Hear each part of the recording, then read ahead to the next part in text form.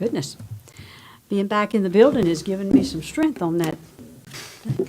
Thank you all so much for being here this evening for the regular council meeting on September 17th in Gonzales of the Ascension Parish Council.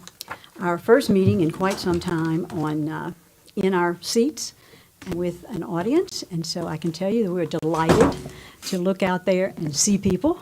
It's much easier to do this work when you feel like you're getting some interaction from the people around you. So thank you so much for being here, those of you who have risked health and safety to do so.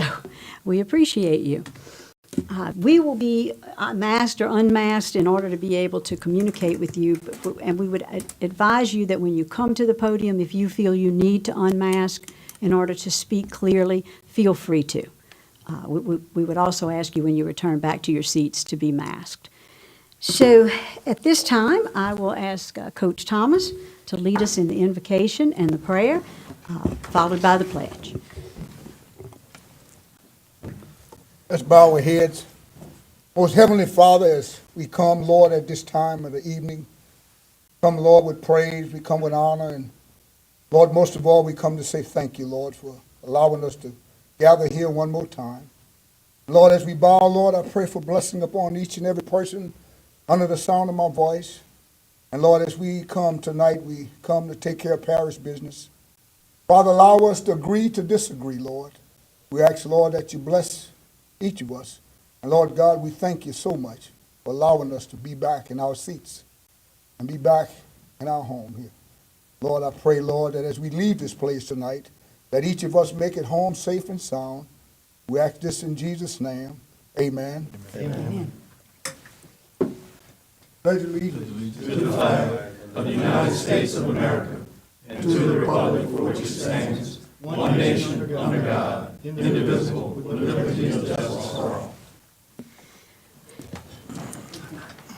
That, my friends, was a joy to do, to actually resolve and pray together and to pledge allegiance to a real flag. We've had no flag for the last several meetings, so we thank you for that. At this time, Cinnamon, all of our councilmen are present, and I would advise that there is a public comment period here. We're not going to be doing it by phone, and so if you want to speak on an agenda item, you will do so at the appropriate time. But if you are here and you know you're going to want to speak, would you please sign a red, green, or white card over there and pass that along to Cinnamon so that she can make it available to me, and so because we don't want to skip anyone. They've got a mess in Baton Rouge because they skipped one. So we don't want to do that. At this time, this is a little different meeting. Once a year, the council must sit as a board of review. And in order to do that, we have to do a little bit of different procedure. So at this time, the council is going to sit as a board of review, and I'm going to ask for a motion to convene as a board of review. So moved. I have a motion by Councilman Lawler and a second by Councilman Cagnolati to convene as a board of review. This time I'll invite our assessor or his able assistant to come to the podium and certify the tax roll, please. I can breathe again. There you go. Good to see you, Mert. Nice seeing y'all. Thanks for being here tonight. I'd much rather do that than online, of course. Good evening to all of you. The assessment lists were open for the public inspection for a period of 15 days, and it began August 17th, 2020, and ended August 31st, 2020. During the exposure period, an assessment list has been changed where necessary for clerical error or erroneous assessments. So I hereby certify the 2020 Ascension Parish Assessment List to you, the Board of Review.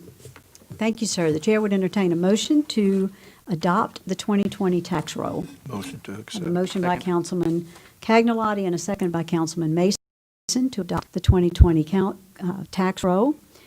Mr. Assessor, are there any appeals to be filed? There is none. Well, wonderful. Since there are none, we would ask for a motion to close this this portion, and then a motion to reconvene into regular session. Motion to close. Second. I have a motion by Councilman Thomas, a second by Councilman Cagnolati to end our Board of Review. Motion to reconvene. I have a motion by Councilman Mason, second by Councilman Cagnolati to reconvene as the council. Thank you, Mert, for being with us this evening. Well, thank you very much, and thank you, council members. Justin, we thank you too. You've been all week working with us to get this right. Thank you. All right, that having been done, we will move along. There are no chairs additions at this time. And under item number 6, we will have presentations, and that is a presentation by the 2019 audit of Mr. Tommy Lejeune and Jacob Wagasback with Falk and Winkler. And I want to let everybody know that Chase Melanson now has his own personal copy of the budget book. The first time I met Chase, it was my great pleasure to meet him when he asked me several years ago if he could get some questions answered about the budget, and there were so many of them, I finally just said, Chase, come by my house, I'll give you my book. And that we began our friendship then, and I'm very much appreciative of him and very proud that he now has his own. Thank you. All right. Thank you, guys. I know there are a new few council members on the council. Just as an introduction, my name's Tommy Lejeune. I'm a partner with Falk and Winkler, a CPA firm in Baton Rouge. I serve in capacity as your auditor. With me is my partner, Jacob Wagenspack. He's a partner at our firm, and he also oversees the audit and kind of the day-to-day activities of that process. A few things you'll see on your in your package. You're going to see a pretty large booklet that is the official audit. It's just over 300 pages of information. On top of that document is about a 6 or 7 page recap that we're going to walk through with you, kind of hit some highlights, and we're going to refer to some pages in the book that are most relevant to the areas we're discussing. And I'll finish just in ordinary times, we normally here a little earlier. COVID sort of represented some challenges for everybody, including us and this process. We normally start the audit around mid to late March, and which we did this year. And unfortunately, that's when things went a bit haywire, and with shutdowns. But to the credit of your staff, they were very diligent with working with us, whether that was here or from home, and sort of got us through the process timely. So here we are. If you look at the packet that's titled presentation of it's a white page presentation of 2019 operating results. I'm going to walk you through pages 2 and 3. And then Jacob's going to take you home by going over some of the financial trends that we have. And so sort of starting, just generally speaking, we did have a meeting with the administration. You have an audit committee made up of 3 council members. And we had a meeting back in June to sort of discuss the data that we have here, kind of the final results. And so we did all that prior to concluding the audit. Another point, this is a 3rd year of what's called statewide agreed upon procedures. These are some mandatory audit procedures that the legislative auditor asks all auditors across the state to perform. This is the 3rd year you've done that, and so that report is included in your packet as a sort of a stapled document. And one note that although this is the 3rd year, currently the legislative auditor has that process on indefinite suspension, so I don't know if we'll do that for 2020 in an effort to try to save local government money. Given the COVID situation, that particular process has been suspended temporarily. So, but we do have the 3rd year, that report included. What we've got in this particular packet is basically a report of 4 years of financial results compared to 2019, and then we've got some procedural recommendations that I'll go over with you. So if you move on to page 3. Here, we've got 4 reports that we issue for you guys. One is an opinion on the fair presentation of your financial statements. Are they reflecting accurate information? So that's addressed on page 1 to 3 in that bound document. We did provide a clean opinion relative to that from an accounting point of view. The second report that we give is a report on internal control, our review of internal control and over financial reporting and compliance. So we basically look at your internal processes, in addition to compliance that relates to mostly state type legislation. The third bullet point is a report on the Parish Transportation Act. You get some money from the state, and we basically provide a certification relative to how you use that money. It's not a significant source of money to your overall budget, but it does provide a lot of money for basically funding some of your DPW activities. And then the last report is a report over internal control and compliance over a federal grant program. So you get enough money that you have to get a special federal audit on grants, and we look at the processes and procedures over that, over grants, in addition to testing some of your major grants.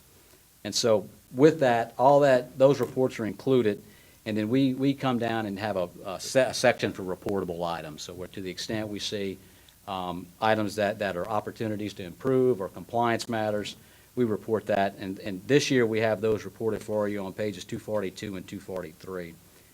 For this year, we had two items titled 2019-1 and 2. The first is a repeat coming from 2018, dealing with an ordinance that the parish has over sewer system that you take control over. So there was an ordinance passed several years ago as new systems in the rural areas are basically begin to get operated. You take ownership of that asset, and then you bill those customers, and you operate it. You become an operator.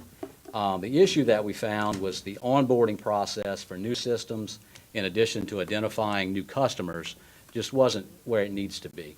That we were missing customers, so we weren't billing the full amount or billing all the customers in a complete nature. And so, basically, the fees are necessary to maintain the systems. I mean, that's the whole reason you bill users. And so billing everyone that's utilizing, getting the benefit of the system, they need to be billed. And so as a result, our recommendation is that we need to get a system in place so that as systems come on, that we identify those timely, and then we identify the users on that system timely. Not to mention, not only at that point that we take ownership, but when we're adding customers as well. So this is more or less a funding process so that the systems you own, you've got a funding source to help maintain them. So that's what this particular issue is about. The second issue is dealing with human resources. That's sort of a critical function to personnel matters. And we go out annually and we'll look at personnel files for a number of different reasons. And we found that there were certain critical documents, some basic things that were omitted from the personnel files. And we've got a list of those on page 243. And so basically our recommendation is that some of that basic documentation be maintained currently in your personnel files. A couple of other items of note, on page 244 of that report, last year, every time we have a finding, we have an obligation to report the status of that finding in the subsequent year. And on page 244, we addressed 2018 reportable matters. And of that, we had 5 matters reported in 2018, 4 were resolved, and 1 was a carryover, which dealt with the sewer matter I talked about earlier. So it was really good progress in terms of just removing some things and addressing some matters that we had cited in the audit. Lastly, on page 246 of the big document, there's the parish's corrective action plan. So they write a letter addressing in writing how they're going to handle the two items that we talked about. So that's there for your review as well. The last thing I want to talk about before we get into the numbers is we have a separate document on the front page or the front corner of your bound document. It's a management letter. And basically, these are non-reportable. It's more efficiency and effectiveness recommendations. They're not really deficiencies per se, but it's items that you can operate a little bit better. And there are 2 items that we reported there, one dealing with your travel policy. And really the recommendation was just create an opportunity for more efficiency and effectiveness within your travel activities. So we looked at it like it would be a savings in terms of time and effort on administration, in addition to some cost-saving opportunities. So we've gone over that with your current administration, and they are seeming to be moving forward with some ideas on that. And then the last one is something that's not mandatory for Louisiana governments, but it's a concept of multi-year budgeting. It's something we've talked about with the council for a number of years. And basically, in some states, like you adopt an annual budget. and then the next year you adopt another annual budget. Some states require multi-year budgets where when you adopt a budget, it's a 2-year or 3-year plan. And so basically, it's more forward-looking than what you currently do and what most governments currently do.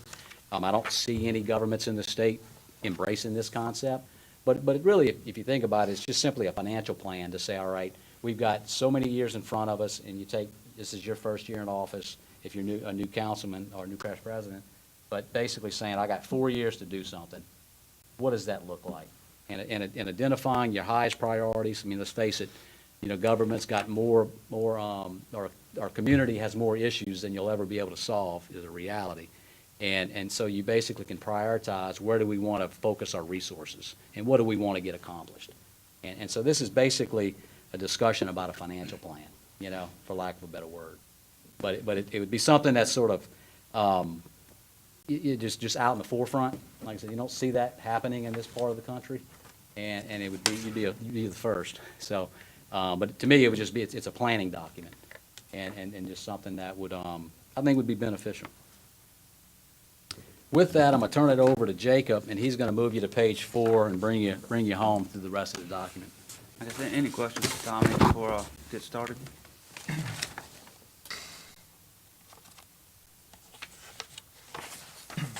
I was just going to ask the difference of 2019, the other in the funding is $10 million, where the lowest besides that is like $3 million maybe. Yeah, he's about to address Yeah, all okay. that. I'm going to go through the numbers right now. I Thank don't know you. that I have that level of detail, but I can get it to you. Tommy, thank you so much. And I'll remind the members of the council that if you desire to ask questions, that you'll ask to be recognized by the chair so that you can ask your question. Okay, so tonight I have about 6 slides to go over with you, basically starting with revenues from the last 5 years and working our way to the fund balances in each individual fund. What I'm going to do is just go through some changes year over year and kind of explain some of that and why it's happening. So for 2019, on your governmental funds, you had about $128 million in revenues. 93.4 of that was in tax-related revenues, mainly sales tax and ad valorem tax. Sales tax totaled about $54 million overall sales tax. That's sales tax 1 and sales tax 2 for 2019. Ad valorem did increase by about $4.6 million from 2018, ending at about $39.4 million for 2019. The 128 million is an increase of about 14 million year over year from 2018. That kind of takes care of the blue and the green shaded areas on the graph, which are your 2 largest. The next largest being your intergovernmental revenues, which is basically your grant activities that you're taking in. Looking at the second slide, second graph, here's your sales tax collections, and what we do here is get you a breakdown of your restricted and unrestricted breakdown of that $54 million in sales tax you took in 2019. First off, what stands out to me the most, the sales tax has basically been flat at $54 million the past 5 years. You've had some deviations year over year, but if you average it out, everything's within about a percent off of $54 million. So that's basically very consistent, not moving around at all. As far as sales tax goes, it's broken down into about four categories here. Unrestricted, which is sales tax 1, that totaled about $25.6 million, which was up, just slightly about $100,000 from 2018. Drainage took on just shy of $16 million for 2019, and then fire protection was $4.2 million with road construction, which is basically to serve bonds that are outstanding at about $8.3 million. So that entire amount from this sales tax is to pay bonds. It's not out there to do current projects. But basically, just under half of your sales tax is unrestricted. The rest is dedicated for a certain function. Looking at the next slide, this is the breakdown of your sales and use tax and how it's utilized on a year-to-year basis. So first off, to explain that this decision on how these funds are used are recommended by the parish president when he introduces his budget, and then they are approved by the council through the budget process. So this is not at any particular person's discretion. It does go through an approval process. Most of the time, the spikes are based upon capital project needs. So you'll see that on the graph where the yellow grows, there's likely more capital projects functioning within that time period. In general, sales tax 1 does fund your general fund operations, which is administrative, and then some mandated costs as well.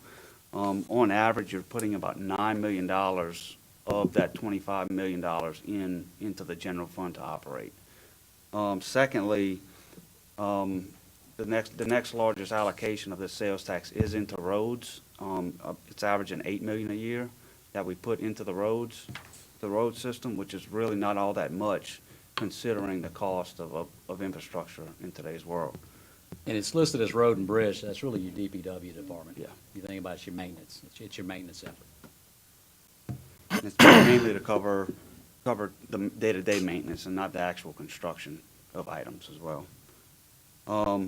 Then the next two areas that the general sales tax covered is an unfunded recreation fund that you have. We're transferring about $3 million there a year to cover recreation operations and construction, and then also $4 million a year on utilities. So we've averaged about $4 million a year that we've put into utility funds to supplement operations.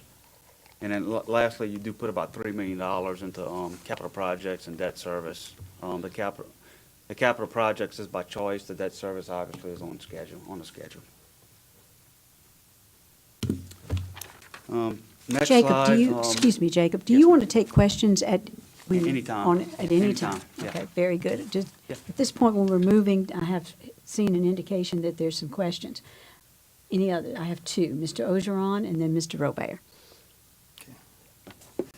Hey, Jacob, thank you. I'm just making sure I understand the graph. The light blue, that's expenses on utilities, correct? So the light blue is sales tax dollars that are transferred into a number of utility funds to basically fund the expenditures. Fund The expenses. revenues that the utility funds are generating does not cover operating expenses. Therefore, the next source of money is sales tax 1. Okay, I guess that's what I was asking. So this is sales tax monies that are being used to subsidize the revenue being generated by our utility programs? That's correct. Okay, That's thank you. correct. And this is your undedicated tax. So basically what this graph depicts for you is that you got an undedicated tax that you could use at your discretion through the budget process, but this shows where that money goes. Got you. So on that first graph where we had roughly, 55 million in total restricted and unrestricted, this tells you about half of that is your undedicated. And this is how it's being expended out. And we do not have a dedicated tax for utilities at this time? You do not. Great, You have excellent. one district that has an ad valorem tax on the west side, but that's It's a little small water district that has a small property tax. Yeah. But Okay. the majority of them don't. Thank you. Mr. Robert. Appreciate it, thank you. Thank you, Mr. Ogeron. Mr. Robert? If you go back to page 4, 2019 Yeah. has about $10 million listed under other, Mm-hmm. which is over double the lowest after that. I was just wondering what that $10 million was, or any idea. Yes, a lot of that, not the majority, but some of that is investment income. Your investments had a really good year last year. Additionally, that could be fees that are generated. It's an accumulation of a number of things, but let me get you that detail. Okay. I just do not have that data on my sheet. Yeah, we got 4 items, which we broke out into everything else. So it's going to be utility fees, it's going to be, or certain fees that you charge, your investment program, which was better, but it wasn't that much better. Yeah. So let us get us a little details sent out to you. can get that. Any other questions? Mr. Lawler? Yeah, first of all, thank y'all for the report. It's good to see y'all. I know we just got this, so I may have questions later on in the upcoming Sure. days and weeks after I get to review this more.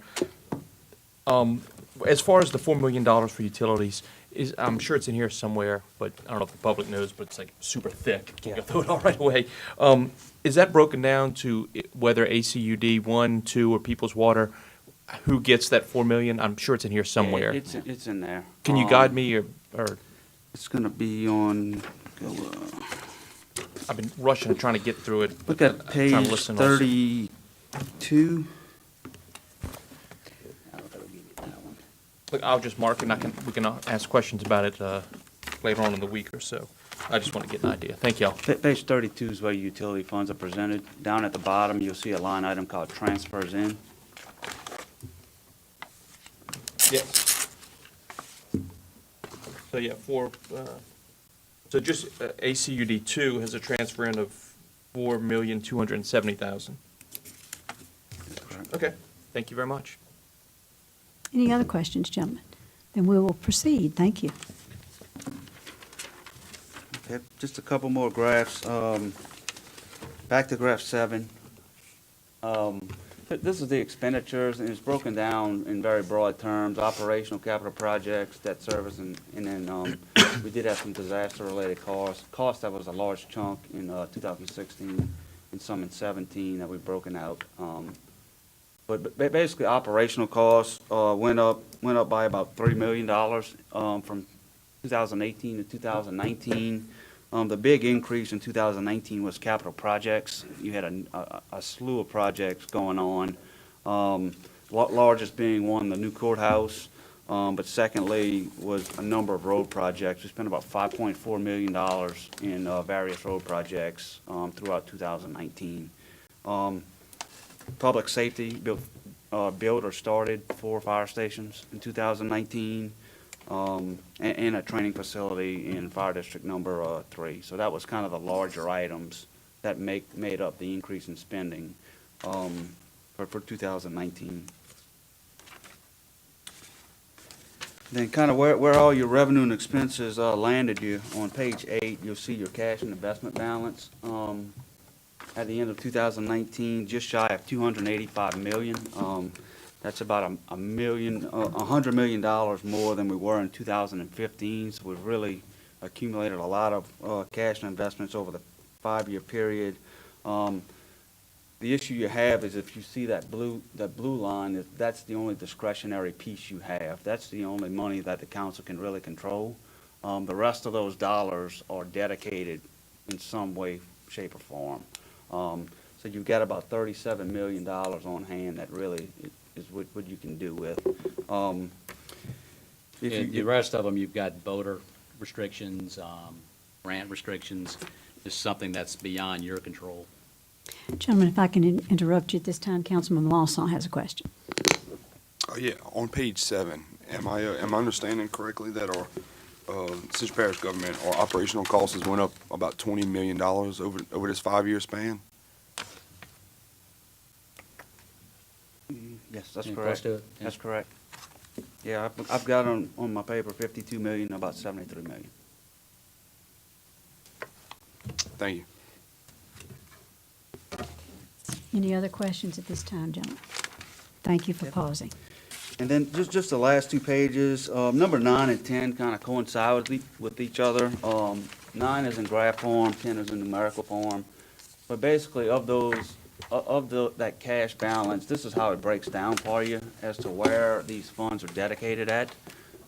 You also have a detail that's paperclip to the presentation that breaks this down on an individual fund-by-fund basis. So what you have here is $37 million in discretionary monies, which is sitting in your general fund and sales tax 1 fund. Basically, if a disaster comes through or you need, emergency money, $37 million's got to cover it, which in your case is not a really big sum of money. You spent, I want to say it was 10 to 15 million in 2016 when the flood hit. And that money's got to be paid.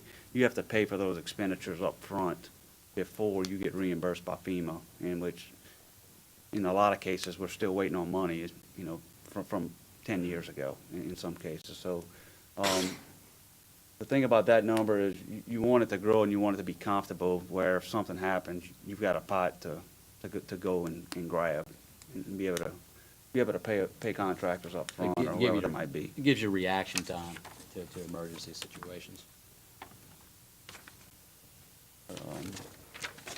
That's kind of all we had for tonight. If you have any questions, happy to take them. Administration has our contact information. I know Ms. Terry has our contact information. If you ever need either one of us or have any further questions. Councilman Mason has a question. Chair recognizes him. Thank you. You said that our that 37 million is kind of low. Is there a recommended amount that you guys would say that we should have? So we typically will look at how many months of funds you have in those funds. How long can you operate if the well ran dry? Currently, you're at about 23 million just for the general fund. 23 months just for the general fund. What that doesn't consider is how much a disaster or something to that nature is going to cost. There's a recommendation about 6 months is sufficient. I personally think you need to be higher than that with the size of government that you have. But there's no set in stone number target. It's more you need to get comfortable as far as what money you have in savings for emergencies, plus what you can operate on. 23 is healthy, but if something were to happen, it's going to go low pretty fast. What's nice about that too, it would also, as from a budgetary point of view, if you wanted to spend it down, you kind of consciously making a decision. Maybe it's a project you want to do. So you're making some conscious decisions to spend it down too, beyond just emergency, like hurricane preparedness and response. But you know, it could be there to fund some specific projects. And I think the other side of it, like Jacob said, 6 months is kind of a rule of thumb in any business. And so you're above that, which is healthy. But at least you've got some money that you're holding back that you can decide how you want to utilize it. Thank you. So let me make sure I understand. 6 months is what is typical or Yeah. recommended, and we are at Minimum. 22 months? Yeah. Okay, what are other governing authorities like our own in the state of Louisiana? How do they match up to that? How is it up to them? Yeah, it's all over the board. Depends where you go. Yeah, if you're on the river, you're probably comparable. If you're not, they are woefully below that. I can tell you. I can tell you that. You go north of Baton Rouge, into North Louisiana, I mean, they are, some of them that are going much less than 6 months, I'll tell you that much. I've got a few rural municipalities that are probably running 3 months or less. Oh, wow. It's just a year-by-year funding, and it you know, helping them with a budget is tough. I'll bet, Really I'll is. bet. Mr. Cagnolotti has something sparked him over there. John? Thank you, gentlemen. We appreciate the report. Seems like ever since I've been on the council, y'all recommend this multi-year budgeting. It's not a tool commonly used, but I think in typical business, it is a common practice. It's just not that well used in government. Is that my understanding? Yeah, I mean, from a state point of view, the state budget law requires a one-year budget. I mean, you comply with that. Yeah. All governments in Louisiana comply with it. But this would, to me, it doesn't necessarily have to take your big budget document and stretch it out a few more years.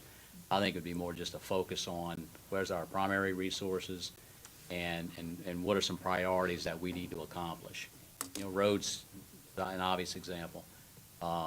Maybe recreation, drainage, Well, it's like you said. utilities. You know, It's like you said, it's a plan more Yeah, as much as yeah. anything else. But And how does that look from a financial point of view? yeah, estimating your revenue increased, taxes increased, whatever, across the board. The other area that interests me is this recommendations for travel policies. That's something else that's been visited more than once before this body. So I'm going to look into that, and I may have some questions for you down the road, okay? Right. Our recommendation is sort of kind of looking at the state travel policy. Exactly. And that would give you some good guidelines. Okay. Thank you, Madam Chair. Thank you. Any other questions, gentlemen? Hearing none, Ye- Anyone else have anything? Mr. Lambert? Yeah, thank you. Thank you, Tommy. Thank you. Mr. Chairman, on page 243, under the non-compliance, I see y'all sampled 15 employees with the amount of employees. Is that something y'all said, or We just. Yeah, that's our sample. Yeah, we set that number. you think it should be more, or you It could comfortable be, with but 15? it gives us a good idea, you know. Once we kind of can see a trend forming, you know, it just extrapolates out Yeah, more than likely. You get into whether if you see an issue, whether it's isolated or systemic. So the systemic ones are the ones you can usually get that in a decent size. Appreciate it. I have not looked at this, so tell me, do we have any systemic problems? The ones we issued, The ones you look at it, issued? there was more than, if it was one, that's one thing, but if it's more than one, that's another. And so the I- list that we have there on that one page, we listed Right. some items that we thought were basic that needed to be addressed in the. Very good. I know that the administration has been working with us to accomplish that. It's something that we talked about early on in this new administration, and I have seen a willingness on their part to get this done right, and we appreciate it very much. And thank you for your excellent presentation. Are there any other questions? Hearing none, thank you very much. Thank you, guys. Thank you. Thank you, gentlemen. Thank you. Let me do some housekeeping up here. So.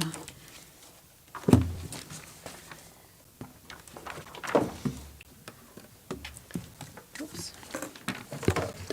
All right. Moving along to item number 7 is the parish president's report. Mr. Quintmall, good evening, sir. Oh, man. Good evening, Madam Chair. Good evening, council members. I'm happy to tell you that our Employee of the Month for September is Kentrell Hines. Kentrell began his employment with Ascension Parish in 2001 at the age of 20. He was hired as a grade tech operator, but within a year he quickly promoted to dump truck driver. The following year, he was promoted to operator 4, and in 2006, he was promoted again to utility operator. In 2014, Kentrell was promoted to supervisor over weed control and drainage.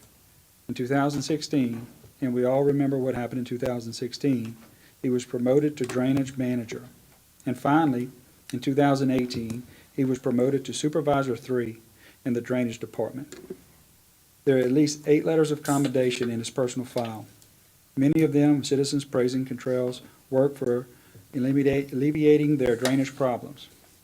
Kentrell Hines is a man who worked his way up through determination, skill, and talent. I'm very proud to present this recognition to Kentrell Hines.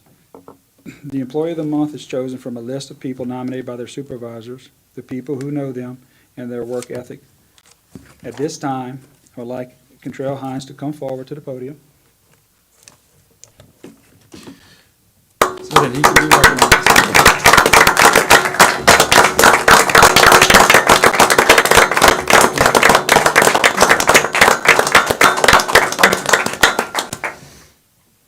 So we all talk, how much we talk about our DPW staff and the preparation for storms and what they do and out in the field. And it's just a great opportunity to put a name to a face and to come in here and thank them for the work they do. Because we talk about them as a whole, but it's good to individually recognize them. So, Kentrell, here's your certificate, and if you want to say a few words, you're more than well happy to. Thank you. It was a team effort. Perfect. Thank you, Kentrell. Thank you.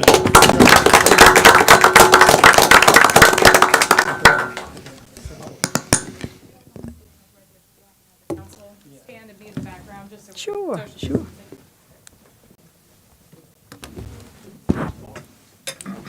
Barriers make it hard.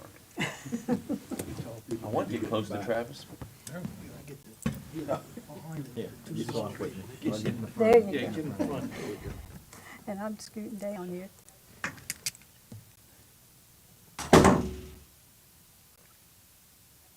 Thank you.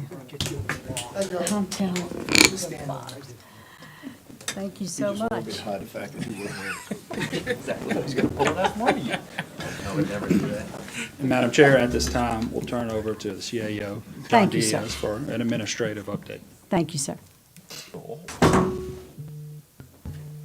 Madam Chair, members of the evening. council, as always, it's my pleasure. Thank Good you. to see you guys in person. The last few weeks have been eventful, to say the least, but considering it's 2020, I don't know, maybe it's just par for course. We've had 3 hurricanes, which thankfully did not impact us, but we had to prepare for them nonetheless. On Friday, September 11th, after 27 straight days of working Hurricane Marco and Laura and the medical special needs shelter at Lamar, the Emergency Operations Center staff began receiving information on what became Hurricane Sally. They didn't deactivate until Monday.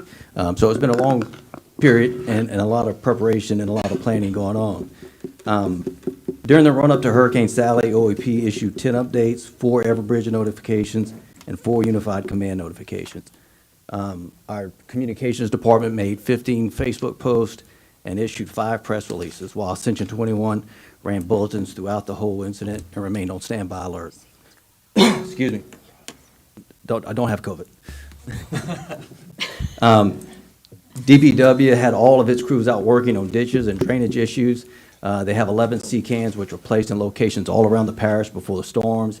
Each sea can holds 10,000 pre-filled sandbags, so over 100,000 sandbags were given out between Hurricane Marco and Laura.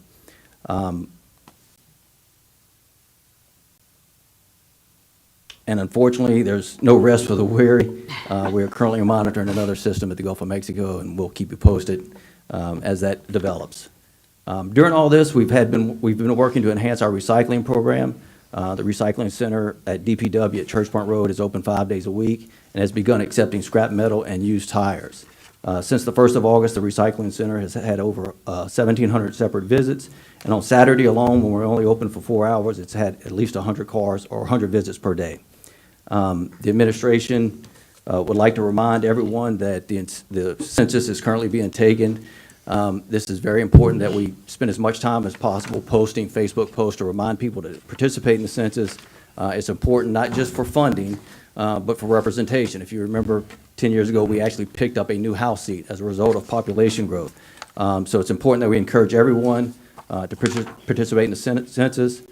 Currently, if you look at the statistics, we're ranked 5th as far as response rate, but we'd like to be number 1. Because once again, transportation dollars, education dollars, and also seats in the State House and Congress are determined by that. So with that, we'll take any questions, if you have any. Mr. Thomas? Yes, in the presentation with the president, I want to thank the president for giving a quite remarkable presentation to one of the parish employees, and that employee that he's talking about, I can truly say he was my running back in high school, and it's very pleasing to see that he has rose to the break of becoming one of the parish top employees, and I'd like to thank him publicly and his family, and also, again, I would like to thank the president in itself for giving that award. Thank you. Also, in the report on the storm report from OEP, I should say, and I would say briefly, that I'll make a comment that I'm still not getting the proper respect from OEP. I'm not getting the proper respect on the West Bank in notifying us on what's going on. Myself, particularly, I've asked nicely, and I haven't got it, and I'm not going to say anything else about this. This will be the last time I'll say anything else. I'm asking that you all correct it and get it done. Thank you. Mr. Ogeron? Thank you, Chair. Mr. Diaz, I can see you now over the dais. Thank you, sir. I want to commend your entire staff, especially those folks over at Lamar Dixon, for turning around our activities out there. I actually had lunch today with Kyle Rogers, the general manager out there, and he was telling me the work that putting out. He said 27 straight days of just 24/7 operations. Did he tell you how much money we're bringing in? He did tell me how much money we're bringing in, but I don't want to, I was a little cautious as to mentioning the fact that we're pulling in approximately $60 million a day on on that operation. But that is a fantastic turnaround for the administration, and especially those guys and that staff. So I definitely wanted to applaud all of you for that effort. Well, and we're excited too. Kyle really needed that. Lamar Dixon is an enterprise fund, and it's supposed to be self-sustaining. And COVID really took the wind out of his sails. Everything from day one when we canceled one of our biggest events, which was the Sportsman's show. So anyway, he really needed that shot in the arm just to kind of stay viable financially. So we're excited for him. So thanks for sticking by those guys. They appreciate your support very much. We all appreciate what they do out there and what Lamar Dixon means to our community. Mr. Cagnolati. Yeah, while we're extending kudos, we're so fortunate and blessed to have the OEP department we have. I've sat in on a couple of unified command conference calls, and we've been well informed by both Dustin and the entire staff over there. Rachel's doing an outstanding job, and I just wanted to make sure that everybody recognizes how much they do and how good they are at what they do. Thank you. I concur with you, Mr. Cagnolati, and I would ask that anyone who is not receiving, if you happen to not be receiving that email, on all those email communications, Everbridge communications, please communicate with the OEP staff to check your email, or with the IT department to check your email, and see if, because we have had some challenges around our email. I think Aaron has some times that he doesn't get his, and John had a recent event where he was getting the email, but he wasn't getting the attachments. And I certainly was getting them. So if you feel like you're not getting a document, you need to get with IT. If you're not getting email, you need to get with IT, and certainly with the OEP department to make sure you are on that distribution list. It would be very unusual for one of us to have been left off. So I strongly suggest that you talk to them and make sure that you are on that list. Okay. Are there any other questions? If not, hearing none, we'll move along. Item number 8, the consent agenda will be read by the secretary. Approval of agreement with CES using sanitary sewer physical inspections and piggyback agreements with City Parish of East Baton Rouge. Approval of Silver Oaks Wastewater Treatment Plant DEQ Yearly Sewer Report 2019. Approval of Hillaryville Wastewater Treatment Plant DEQ Yearly Sewer Report 2019. Approval of agreement between Ascension Parish and 7T Farms for the right of access for alternate routing option for CDBG project in Darrow. Renewal of joint intergovernmental agreement and cooperative endeavor to implement adult drug intervention program between Ascension Parish and Ricky Babin, the District Attorney of the 23rd Judicial District for the year 2020, in the amount of $89,900.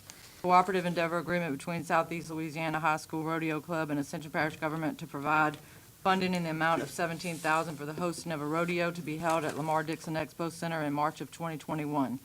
Amendment number 3 to legal services contract for Brazil, Saxe and Wilson LLC in the amount of $200,000 for a total not to exceed $875,000. To amend Chapter 20, Article D of the Ascension Parish Government Section 8 Administrative Plan. To amend Exhibit B of the April 14, 2020 Section 8 Administrative Contract between Ascension Parish Government and Roberto Macedo and Associates. Increase in hourly rate to the legal services contract between Jeff Diaz and Ascension Parish Government to provide legal advice, advisory, opinions, counsel, legal assistance to the parish president and the staff and the administrators of the executive office on an as-needed basis, on-call continuing basis to $175 per hour. Bid quote items to accept lowest responsive bids or quotes as follows. Crack ceiling material Kedco LLC, 71 cents per pound. 90-ton chiller replacement at Lamar Dixon, Seco Mechanical, $67,500. Donaldsonville Water Treatment Plant Insertion Valve Replacement, the Lemoyne Company, $29,593.99. Request for quote, Ascension Parish Jail Sewer Processing Facility, Delcon LLC, $83,000. Contract services to sandblast and paint the interior of tanks at Hillaryville. Eagle Industrial Equipment, $52,850. Request for quote. Thank you, Madam Secretary. Does anyone wish to remove any item from the consent agenda? Yes, ma'am. Mr. Ogeron. Thank you, ma'am. If you would, I would like to remove items A, D, G, and then K, E. A, D, G, K, and E? K, E, the K. K and then underscore E. K and underscore E. Gotcha. Got it? Thank you. All right, I am going to we will move those to general business and begin them after E, and they will become, F, G, H, and I. Does that work, Cinnamon? Yes. All right. The chair would entertain a motion to approve the remaining consent agenda. Motion. Have a Second. motion by Councilman Cagnolati, a second by Councilman Ogeron to approve the remaining consent agenda. Are there any questions? Any objections? Hearing none, that motion passes. Item number 9, planning and zoning recommendation. Zone A, zoning review ID PZ, 2337.20, tract A-2 for the Sura Family LLC, located on the west side of LA 44, to amend the Ascension Parish zoning map from mixed-use to small planned unit development. Joint Planning and Zoning recommends approval of this rezone by a 4-2 vote. To accept or deny the recommendation of the Joint Planning Commission is our function. Mr. Fournier, great to see you, sir. Thank you, Madam Chair, members of the council. Before you tonight for consideration is a small planning unit development. It consists of 60 condominiums. It's located off of Highway 44, very near the intersection of 42, all right? They're asking for some plan unit development in lieu of the overriding zoning, which is MU2, which allows townhomes and a certain number of units, because they're asking for condominiums instead of townhomes. The difference between condominiums and townhomes, although they look the same, it's kind of a legal description in the sense that in a condominium, you have one large parcel with individual units that are for sale on top of that one parcel. With townhomes, you have individual parcels, even though they share a common wall, all right? So that's basically the difference here, and that's why they're asking for a SPUD, what we call a SPUD. SPUDs consist of projects that are between 2 acres and 20 acres in size. Or anything over 20 acres would be a PUD, a planned unit development. All right, so this falls under that category. So that's why they're asking for a SPUD. All right, I can answer any questions. For the sake of our new councilman, would you describe what the SPUD or PUD allows, why it allows us more control? Sure. It allows you more control, but it also allows a little bit more latitude in what can be planned for that area. All right.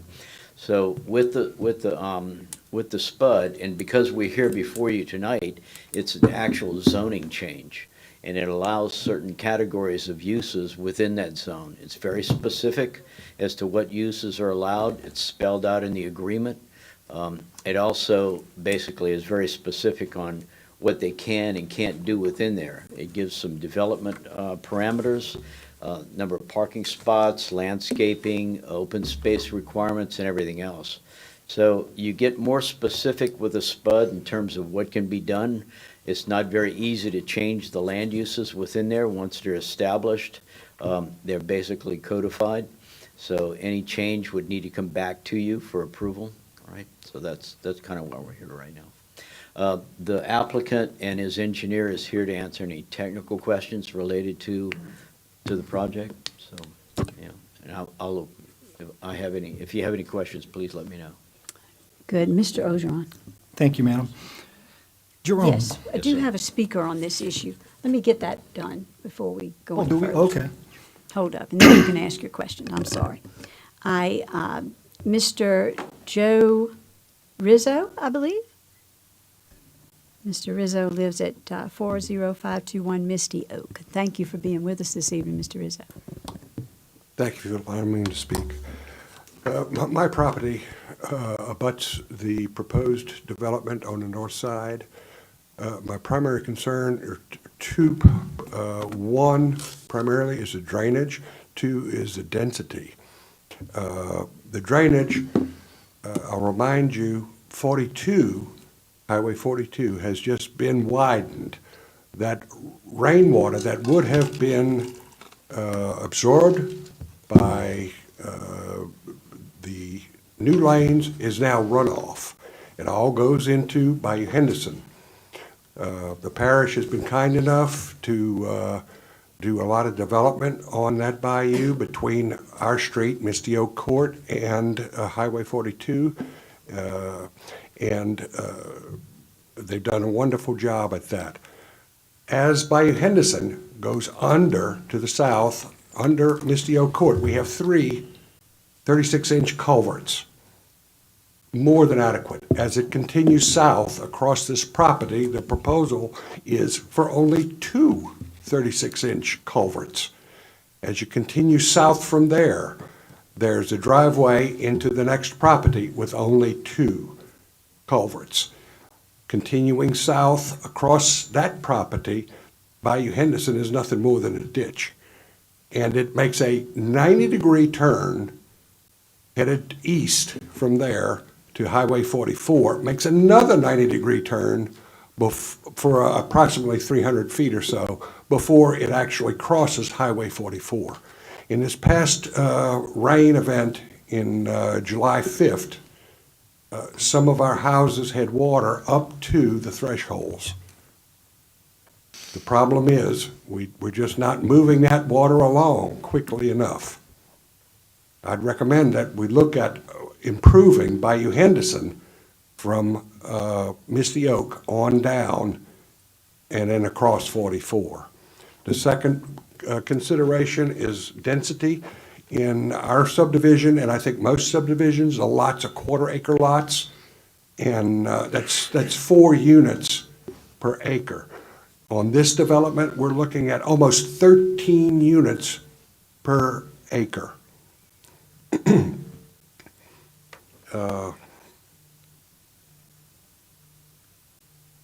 I'm not sure that even public housing would accept 13 units per acre.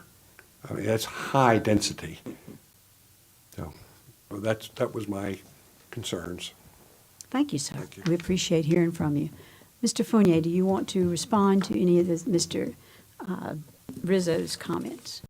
Mr. Chairman, I'm going to have Derek Murphy, the civil engineer who represents the developer, to address the drainage issues. When it comes to density, that is higher than the neighboring subdivision, but the underlying zoning for this project is MU2, which would allow approximately 8 single-family detached homes per acre. All right, so it is a higher density than the neighboring subdivision, which is RM, which allows 3 units per acre. But the underlying zoning, what exists now, does allow approximately 8 units per acre. All right, so, okay. And I'll let Mr. Murphy answer the questions about drainage. Thank you so much.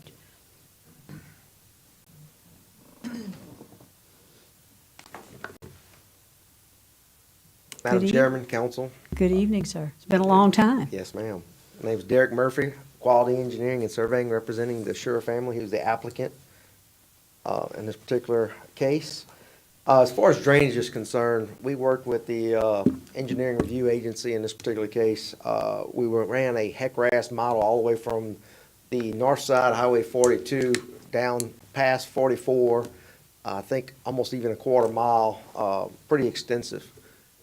We don't disagree that downstream of us, there are some pipes that are undersized and we had to design for those pipes. Those pipes are on private property and so forth.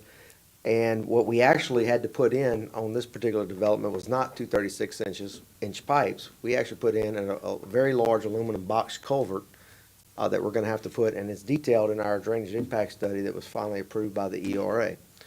So these aluminum box culverts is much larger than the pipes upstream and downstream, and that's because of the backup water that does come in the area. We are detaining, per code, as y'all have put in here, is that this piece of property has to detain for 25-year post-development flow has to equal a 10-year pre. So we are over detaining this piece of property in order, and it actually showed that it did help in this particular case. We do have 2 detention ponds. We do have some density on here. We also have, as detailed in the PUD, the reason for the PUD is it's very detailed. We have architectural details, we have building details, very upscale, walking trails, everything from playgrounds, amenity sites, park areas, landscaping is detailed. All of this stuff has to be put into this development in order for it to get approved by the staff, administration, and so forth. All this has to be part of our construction plans and everything. So the reason for the SPUD is it's a trade-off as far as I have a few more units, but you also get a higher-end development with a lot more amenities, and those amenities are required. It becomes law when it passes as part of the zoning. So they can't not be done. People can't go back on what they say they're going to do because it's actually detailed what type of playground equipment, what is the square footage of that playground, parks, and so forth. So that's the beauty of the SPUD and also the crux, because you have to do everything it says. Thank you, sir. Are there any questions of Mr. Murphy? Thank you, Derek. Not at this time. Thank you for your consideration. You're Yes, welcome. ma'am. We reserve the right to call you back if somebody has a question about something else. Yes, ma'am. Are there any questions now? And I think Mr. Ogeron had been recognized, and Mr. Melanson will follow.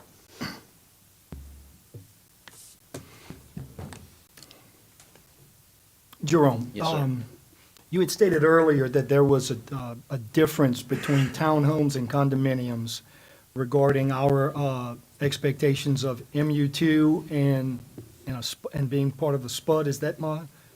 MU2 allows townhomes. Right. But it does not consider condominiums. Okay. So that's another reason why they went to the SPUD. But I guess, is there any reason why we would eliminate condominiums from the descriptions for MU2? I mean, if essentially they're the same as townhomes, I mean, what's the rationale for making one SPUD and the other MU2? I wasn't around when the ordinance was put together, so I'm going to have to defer them now. I don't know the answer to that, quite frankly, because when you look at the two, they look very similar, and except for the legal description and the ownership of the property underneath it, you wouldn't be able to tell one from the other. So I guess a recommendation of transferring condominiums into the description on the MU2 with townhomes Right. may make sense. Yeah. We were discussing that this afternoon before the meeting internally and with my staff. We don't have many condominiums, quite frankly, in the parish. Most of what we're seeing are townhomes. You look at the ones that are along 73, and I think they're on 44. Most of those are townhomes. We don't see many condominiums in the parish. Yeah, man. Yeah. It could be because of the extra requirements. That could very well be, yes. Thank you, my friend. Sure. Thank you, Mr. Ogeron. Mr. Melanson. Yeah, what was the difference in the in the density from the MU2 to the SPUD? Well, the MU2 right now, underlying MU2 allows 8 single-family detached homes per acre, right? As opposed to the RM, which is your typical residential category, allows 3 per acre. This allows 8 per acre, right? Single-family detached homes. So that's basically what the difference is. Out of curiosity, are these going to be rentals or sold to individual homeowners? Well, condominiums per se can be sold. It's not an apartment complex. They're individually owned, right? So that's not to prevent somebody from buying one and renting it, it's like a house, but. Mr. Murphy? if that's okay with you, Madam Chair. Is it okay? Absolutely. So, obviously, can't guarantee, but definitely the intent here is to sell these as individual condos. There'll be, homeowners dues and fees and that kind of stuff. This is not federally funded. This is high-end. I don't mean that, but this is very high-end. A lot of amenities goes into these things. So the intent there is to sell the individual units themselves. Thank you. Thank you. Now, Mr. Lawler? Yes, I've got a couple questions. Let's see, where to start. As far as the condos, Jerome, I just want to be clear that I was right on this, that it's one single parcel and they're Yes. individual units? Right. Now, would that mean that the entire thing could be sold to somebody? No, each individual units is carved out Of this? of that, and each individual unit is sold separately. right? Okay. So there's a common parcel that's under common ownership, but each unit is individual and can be sold separately. But I guess my question is, could the owner of the parcel sell the entire thing to one owner? I don't know the legalities. And my concern is that they Right. could sell the entire thing to one owner who could then decide, I'm going to rent everything out and turn it into an apartment. That's possible. I mean, That's. I don't know where that's ever occurred, actually. Oh, but- So I'm not familiar with that kind of. I know, it's just my situation. job to think about odd things that can happen. The other thing, I just want to be clear, we're talking about 22 additional homes or units on this property over what it is zoned for. Is that correct? That's correct. Okay. As far as the drainage goes, I liked hearing what Mr. Murphy said. My concern is maybe on the parish level. I know, and the Rizzos can correct me if I'm wrong, but I think our crews did go out there and they cleaned up a lot of that before the last storm, before the last potential storm, because we keep getting these false warnings. Got another false warning coming up to us. But we went out and cleaned out a lot of that. I think maybe on our end, we may need to look at the drainage on that other property and make sure that's correct. And I know that they said that they have engineered to prevent some of the drainage there, but I want to make sure that this is going to be properly drained, because if it's drained through there, we probably have a servitude. And if that is a area where we are constricting drainage because the pipes are too small, we may have to look at fixing that. I know we've done that recently. And that whole Misty Oak subdivision is drained through there. And this is really at the headwaters of Henderson Bayou. So that's one concern that I'd like to have, regardless of what happens tonight, I'd like to have the Drainage Department take a look at that and see if there's an issue there. Mr. Lawler? Yes. Mr. Chairman? Yes. I maybe could help.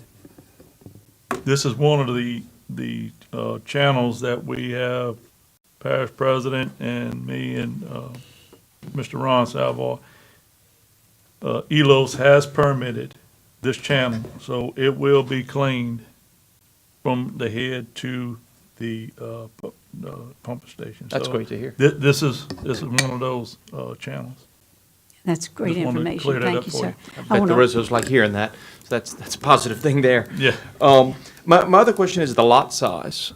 Under MU2, lot size is supposed to be 1,440 square feet. What is the lot size on this? The actual parcel size? Derek, do you have the answer to that? Well, it's not big, but each of these condos are 1,100 square feet, which is. Right. But remember, they're all sitting on this one large parcel. No, I understand that. That just seems very small.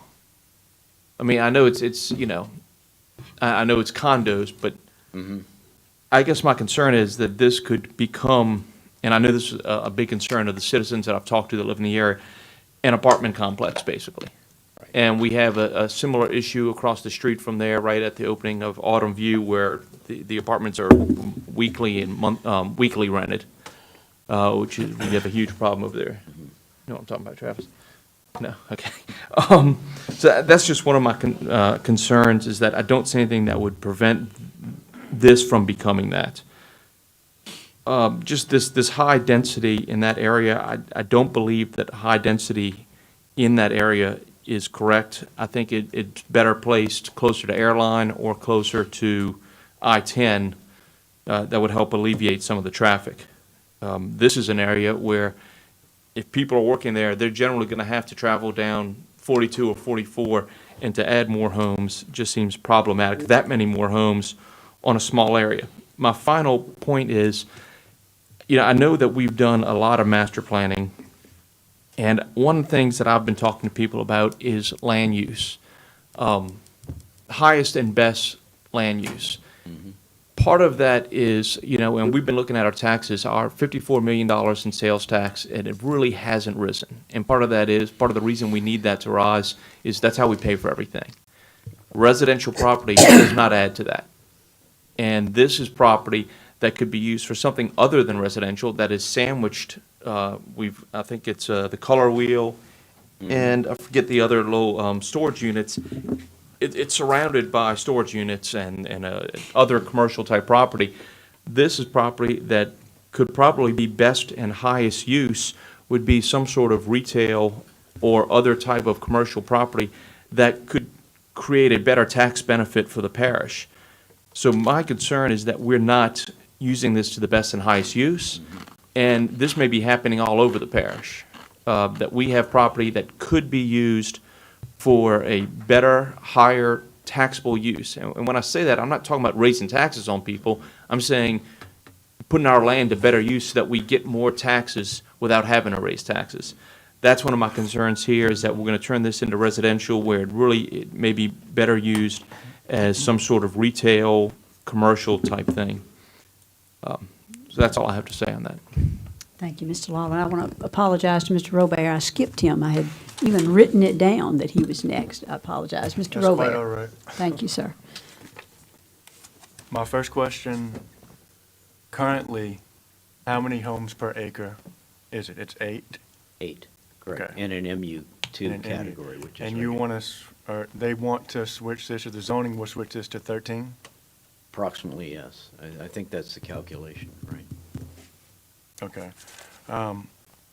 It's my understanding, or the way I see the main difference of a townhome and a condo is the townhome, you own the property. The condo, you don't own the property. Okay, so if you own the property, I have a question as far as property tax. I'm assuming, or these people won't pay property tax individually? It would be that one, how does property tax work as opposed to having townhomes? I'm not able to answer that question, Councilman Ropier. Okay. And that's just one of the few questions I have about this, but more importantly, why are we changing the zoning? Okay, especially in this area of the parish, the 42 area. Our biggest problem is, and I hear it, and everybody hears it, we need infrastructure before we continue adding homes. Okay, and this is doing the opposite. It's adding more homes that were already planned. I'm against that. And that's okay because it's not zoned for that. And they're coming to us to change that. I feel like something else there, like Councilman Lawler was saying, could provide a tax base. It could provide more infrastructure, give more shopping, give more anything. The drainage, I don't really see the drainage as much of an issue in the sense of they followed the rules and they're doing that. I get that. But it just goes back to what the people want and what I've heard over and over is infrastructure. That's all I have. Thank you. Yeah. Any further questions, gentlemen? Not, the chair would entertain a motion. I see Mr. Rizzo. Mr. Rizzo, can I help you? Perhaps your wife might be able to. I don't know if parliamentarian, can I allow this gentleman to speak more than once? Are there any objections to Mr. Rizzo having? Thank you very much. Mr. Rizzo, welcome back to the podium. Thank you. To put this in perspective, the size of these units is 1,100 square feet. That's 550 square feet per level. There are 2 levels. That makes each level not much larger than a standard storage container. These are very small, and I can't understand how they're called high-end, being that size. 40 by 10 storage container stacked on top of each other. That's what we'll have. I'll make a And my motion to objection deny. to the drainage is irrelevant of whether it's commercial or residential. When you pave over 5 acres, you're really impacting the drainage. Thank you, sir. You're welcome. I'll make a motion to deny the planning commission's decision and reject. Mr. Robert has made a motion to deny the planning commission's recommendation. Or is there a second? I'll second that. Have a second by Mr. Lawler. Are there any other questions? Any comments? Okay, then we will have a roll call vote. I was going to say objection. Yeah, there are objections. I knew that already. So we don't have any objections to Mr. Robert's motion. Okay, do we have any objections to Mr. Robert's motion to deny? We do not. No, I don't want Then it. we don't need a roll call. No. Thank you very much. But That no- motion- So the motion was to deny the recommendation, and that has passed. No, ma'am. No, That's what I was trying to. Oh, I thought somebody would have does someone have an objection to the Yes. denial? Yeah. Okay. And you said you knew you had the objection, so that's why I'm sorry, I missed that. You Yeah. objected. All right, so we do need a roll call. I apologize, gentlemen, we're trying to get this right. Yeah.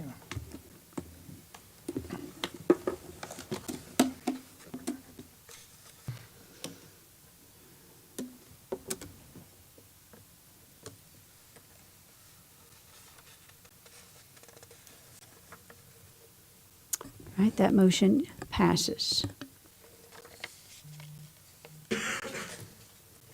Thank you very much. Move along now to items 10. These are committee recommendations. Item A is an update on the status of sewer plans and negotiations with National Wastewater Infrastructure, LLC. Mr. David Fleshman.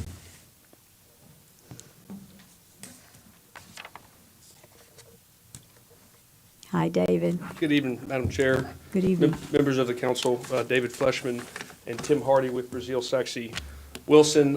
We're here tonight to provide a brief update on the status of the negotiations with NWI. I think a good starting place is about a month ago, you'll recall, that NWI submitted an updated proposal as well as an updated draft CEA to the parish.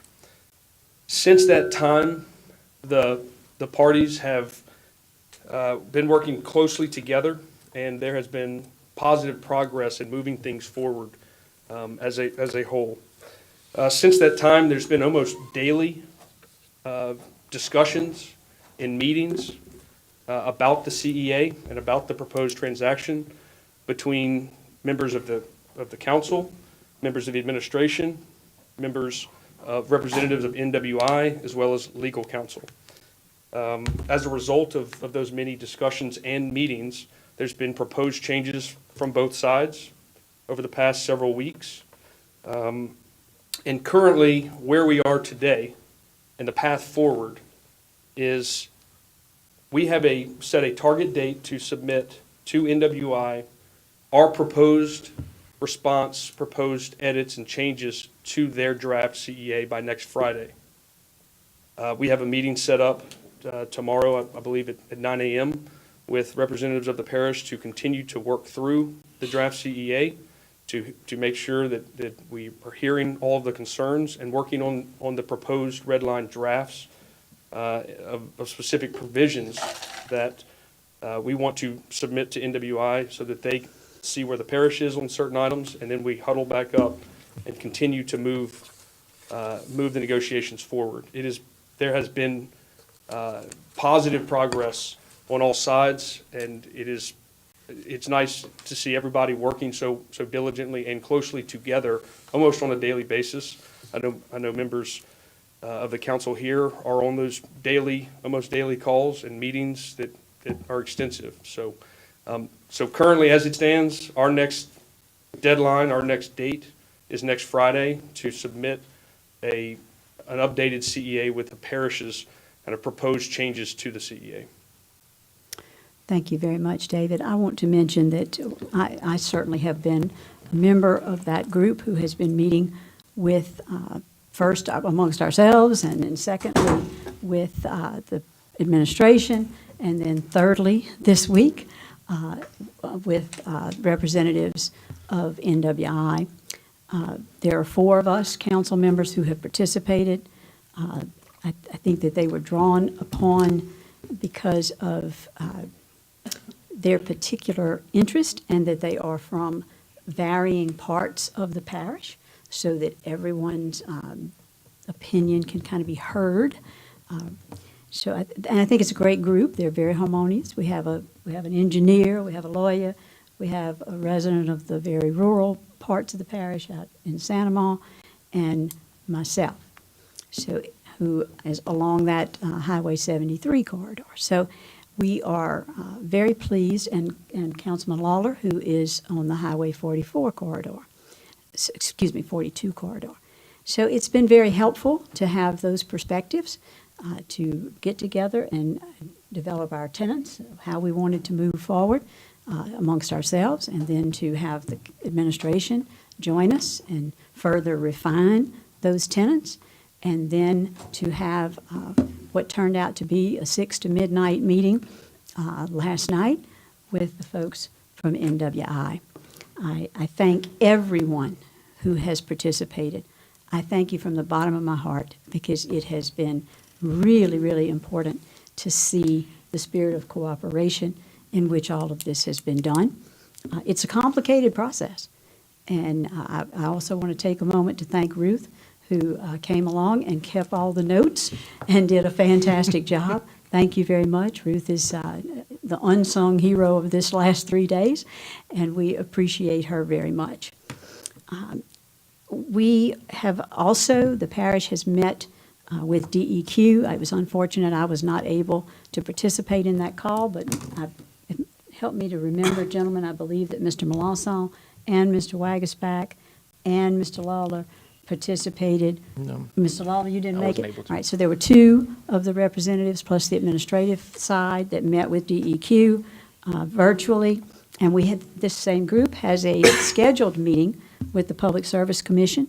So the research is being done. We are vetting this process to the very best of our ability. The contracts for our appraisals have been executed. The work on those will begin very shortly. And as Mr. Fleshman stated, beginning tomorrow, there will be work with the legal team to begin drafting the changes to the proposed CEA. And we will be meeting every day next week, if that is necessary, in order to have a final product to present to NWI by the close of business on Friday. We believe that what we will be putting in that document will be most likely accepted by them. There certainly were. I'd love for anybody to correct me if they think I'm wrong, but it seemed that we came to a place where the tenants were virtually agreed upon. And so we look to have a document that when we send it to them on next Friday, and we get it back in their committed 5 days, might not be too many red lines through it. That would be maybe wishful thinking, but I would be thrilled if that happened, and I'm sure we all would. Although I will tell you, we've eaten some good po' boys, and we've had good time together. It has been important to all of us. It's the first opportunity that we've had since the beginning of this administration to work together in this kind of capacity, and I think it was meaningful and has helped us all to develop a more cooperative relationship. I think we've been able to see and respect both sides of this issue, and amongst all of us. I say that genuinely about the administration, about the council members, and about the members of NWI's team. So I'm grateful. I thank you all. And Mr. Diaz, do you have anything you want to add? I'd just like to thank everybody for putting in their time. This is a very complicated document. It's a very complex process. And it's just very time consuming. So I want to thank you for your time, but also thank the council for their patience. You know, this is, we do not benefit from rushing this. You know, but then again, we can't get out of the sewer business fast enough. It's just literally draining our budgets. In the last 8 years, we spent approximately $42 million subsidizing sewer and utilities. And just to kind of put that in perspective, that is the cost of an interchange on the interstate. So we're going to just pay 100% of the entire cost for an interchange on what we've invested in the sewer system. So anyway, once again, just thanks everybody for their time. Thank you, sir. It's been a pleasure to be with you. Mr. Fleshman, do you have anything you want to add to what you've heard? That's it, unless anybody has any questions. All right, gentlemen, at this time, we would entertain questions. I don't see any questions. And thank you very much. Thank you. At this time, the chair would entertain a motion to go into executive session, and that will take a roll call. A motion? I have a motion by Mr. Cagnalotti and a second, I see down on that end, or we could even have a third. And so we have a motion and a second to go into executive session. Gentlemen, would you please vote?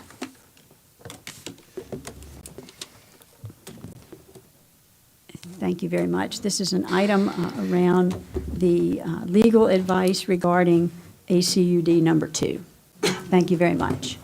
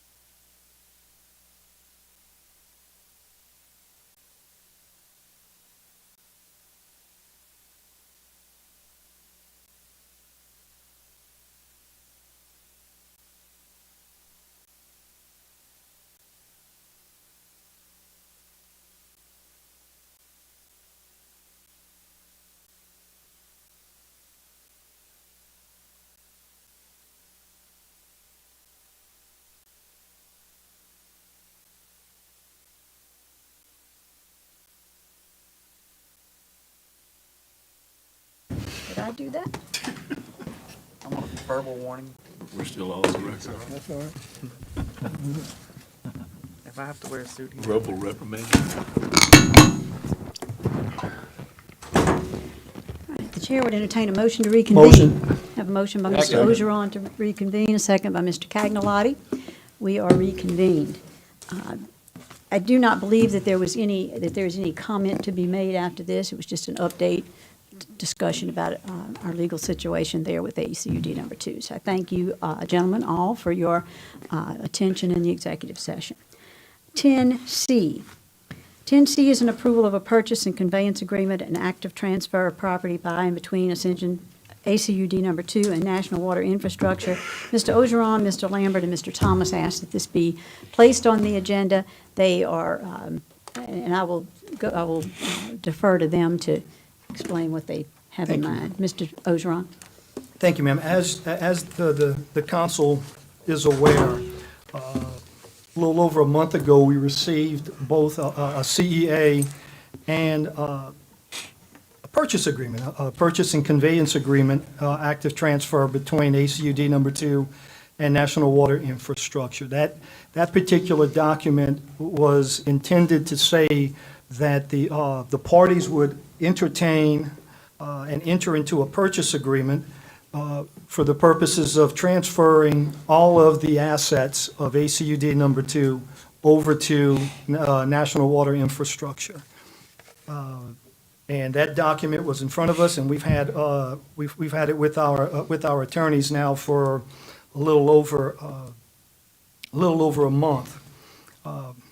What I am proposing this evening, and I'm going to ask the parliamentarian to assist me to make sure I don't blunder this, is that rather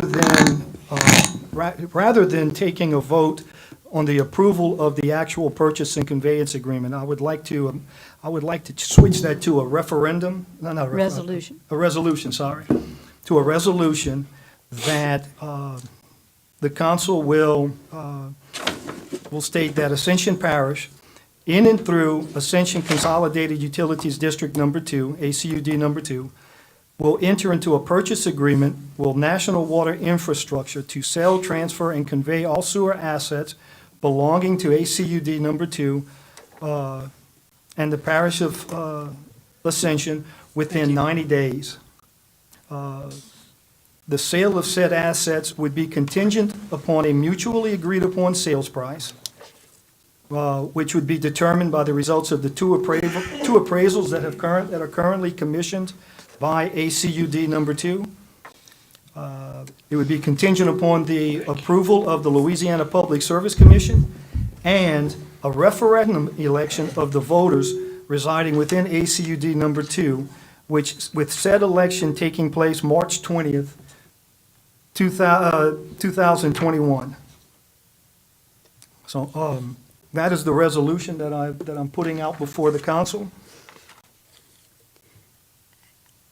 I need to ask, I don't quite understand. Yes, ma'am. I don't think we can do a resolution that we are going to do something in 90 days that must be voted on March the 20th. I mean, that's a little bit of a conflict as I hear it. Now, I would welcome other people's opinion about that. But if...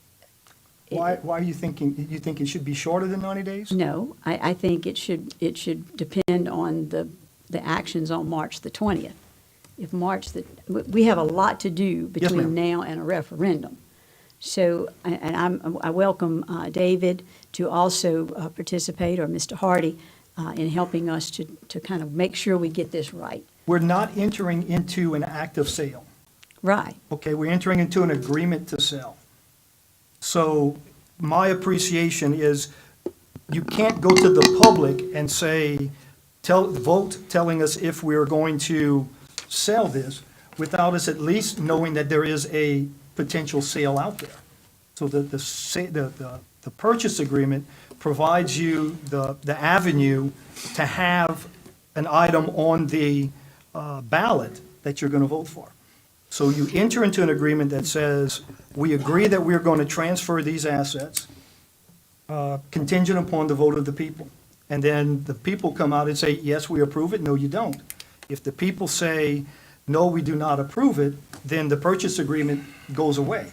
If the people say, yes, we approve it, then the purchase agreement goes forward. We will have agreed upon a sales price before then. We will have the vote of the people saying, yes, we want to sell it.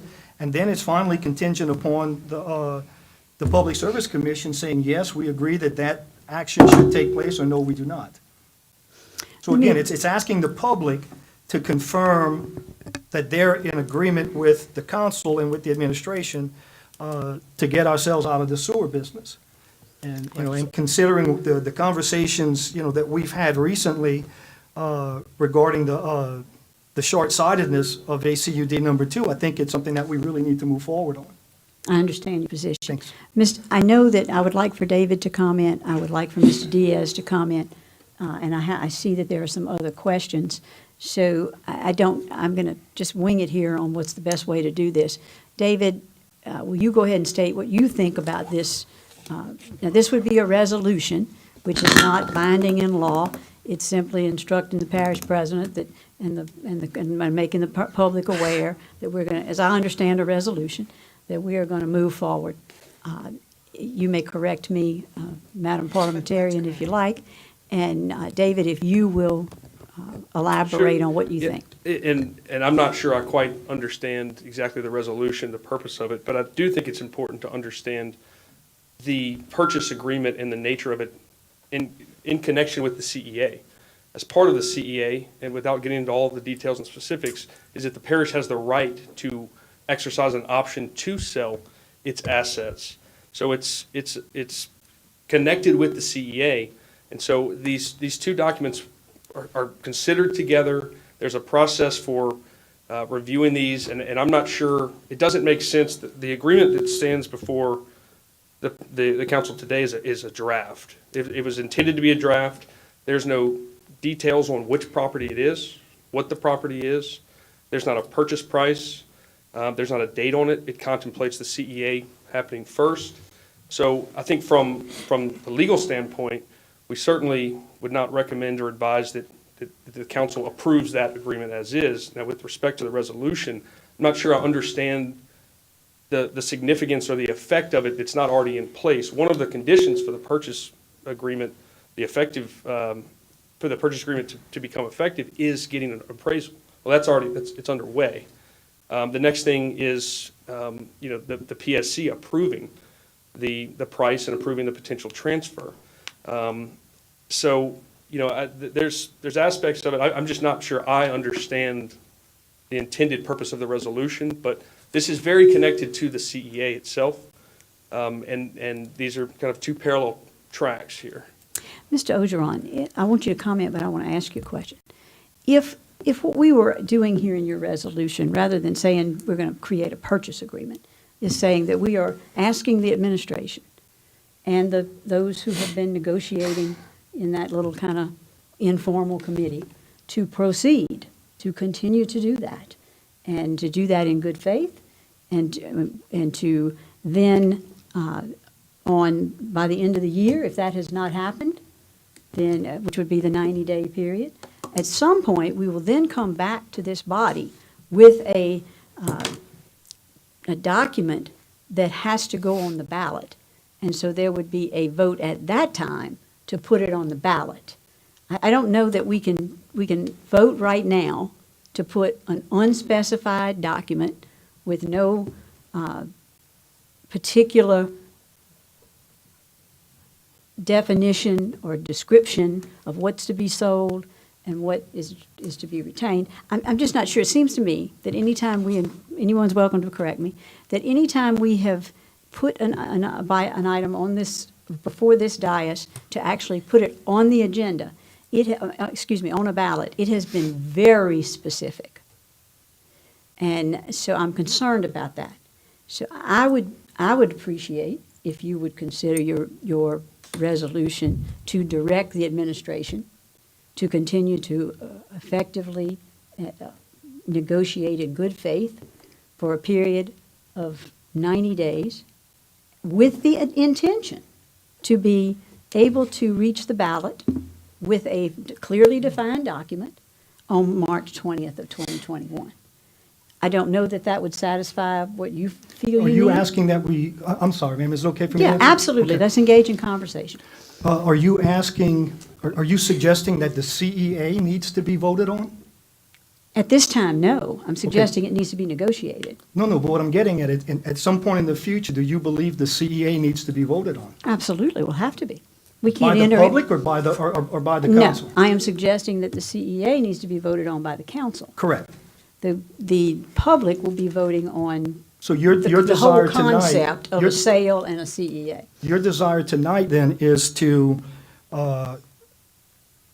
kick the can all the way down to March of 2021? No. Before the council's going to take action? Absolutely not, because the council will have to take action in order to put it on the ballot in March of 2021. There's a lot that will be done by us, and then a formal motion made and voted upon to put it on the ballot. Put what on the ballot?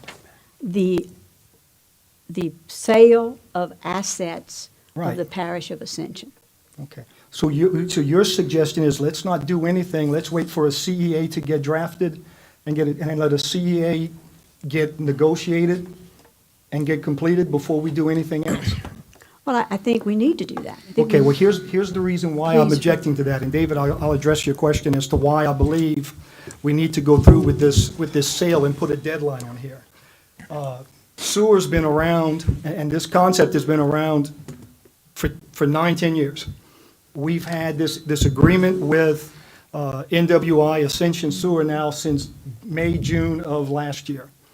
It seems that every time you get close, somebody decides that we don't want to do this, and we kick the can a little bit further down the road. When I came into office in January, I was asked specifically by members of this, on this dais, to direct and guide us towards getting this deal done. And it appears that every time that we have attempted to do that, our legal counsel, our administration, and members of the council have come up with an excuse as to why we need to prolong it, why we need to wait. I mean, we've got and forgive me, but, we've got a parish president who has said, ultimately, this will never be done under his watch. And with that being the case, I am concerned that unless we put defined timetable in place, this will never get accomplished. And we're going to continue having the same problems we had that we were discussing earlier. And we can't do that. We have to put a timetable. So the purpose behind the sale, and I'm going to go back and I'm going to provide history for those who are watching. In June, certain members of the council, certain members of the administration met with the potential buyers and learned of the possibility of a sale, that they would actually entertain purchasing the assets from us. And everybody seemed to be very enthusiastic about that. I think at one point, we had minimum of 10 individuals on this council saying, yes, let's sell it. And that was important, and I thought that's what we were going to go ahead and do. A purchase agreement gives us just that opportunity. It doesn't tell you you have to sell. It tells you that you're going to meet certain criteria, certain conditions. And if those criteria and those conditions match up, then we move forward. All this resolution is saying, all the purpose of the purchase agreement is indicating, is that we have agreed that come hell or high water, we're either going to have a cooperative endeavor agreement that allows us to move out of sewer, or we will agree to sell sewer to NWI if all these conditions are met and the people vote on it March 20th of 2021.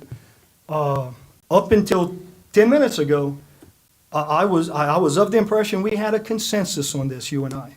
And out of nowhere, I'm surprised that this has happened.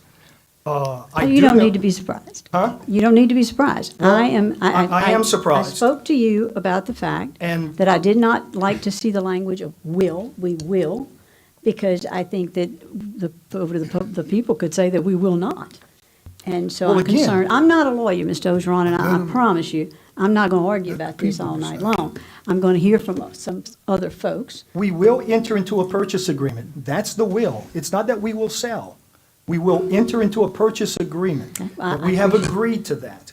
We cannot sell it. The public says they want us to sell it. And I think that's pretty clear. And I think the attorneys would agree to that. We can enter into an agreement with NWI that says, hey, we want to sell with you guys, and we're going to sell it to you for $1. The public comes back and says, oh, no, you won't, then we don't sell it.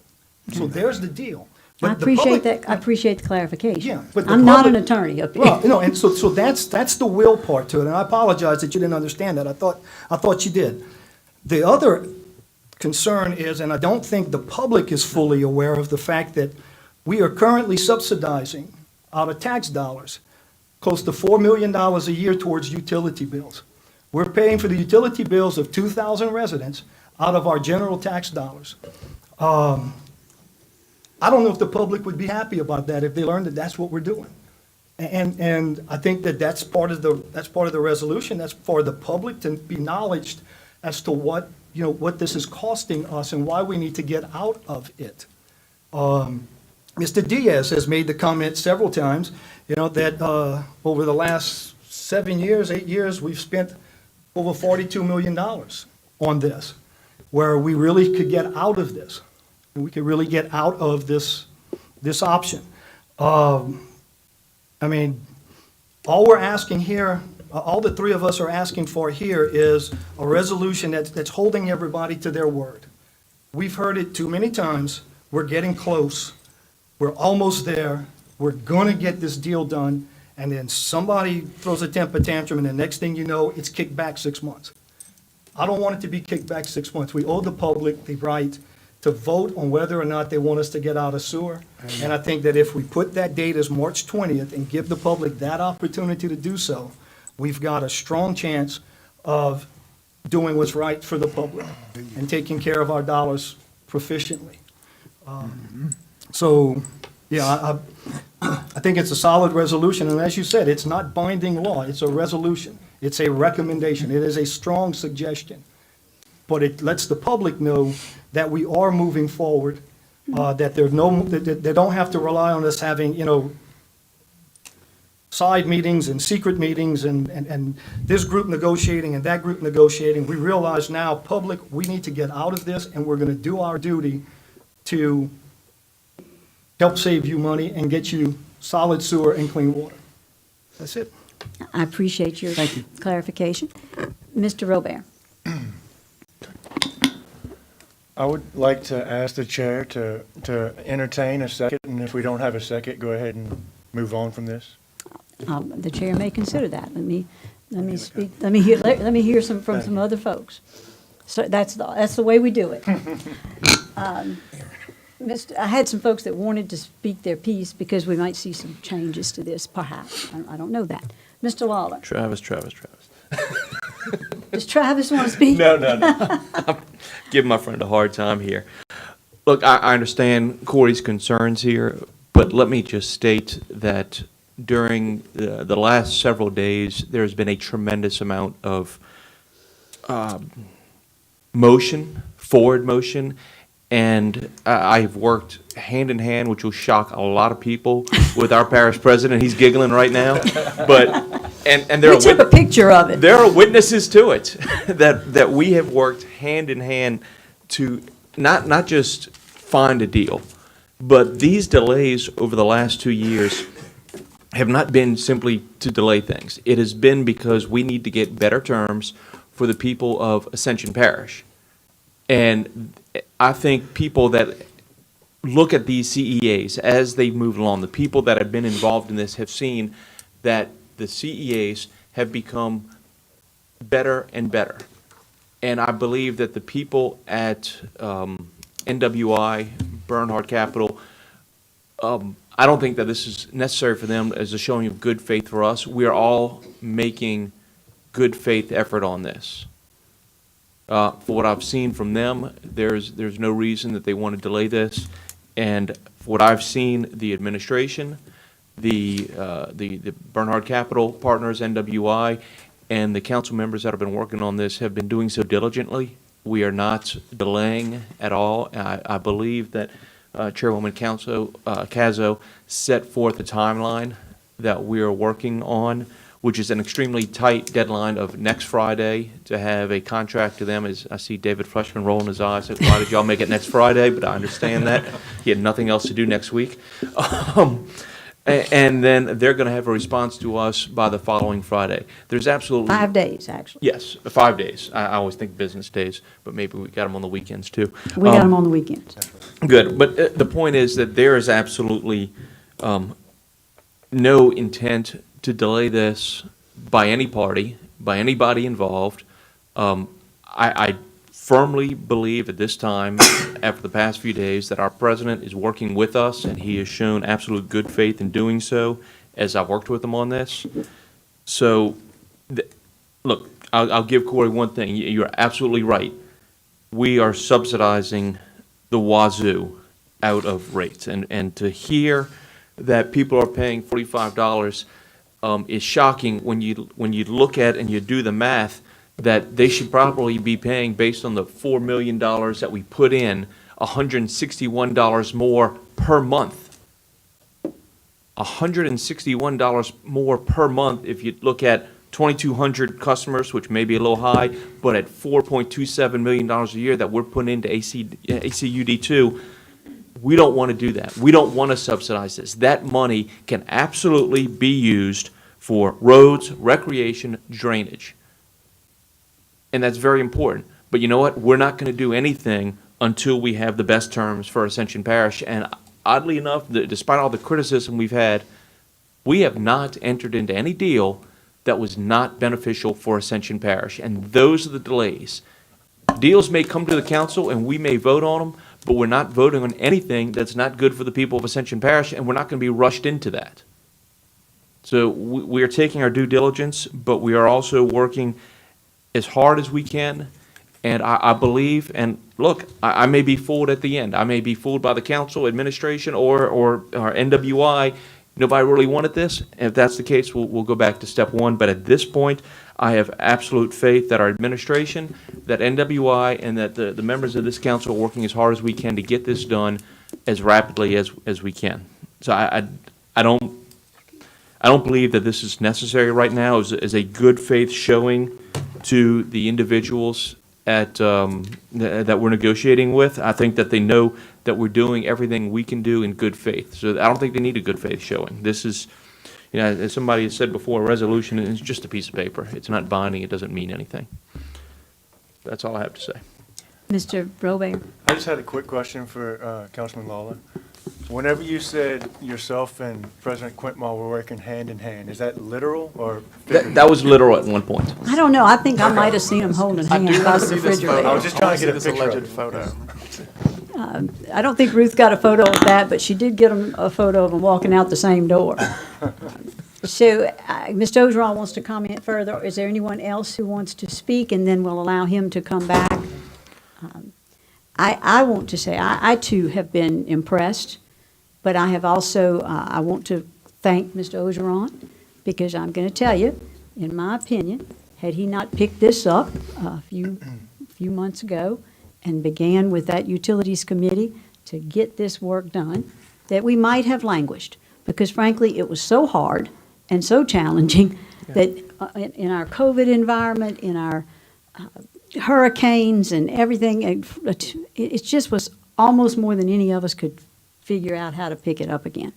And Corey committed to me that and I asked him to, when I asked him to be the chairman of Utilities, to not let it die.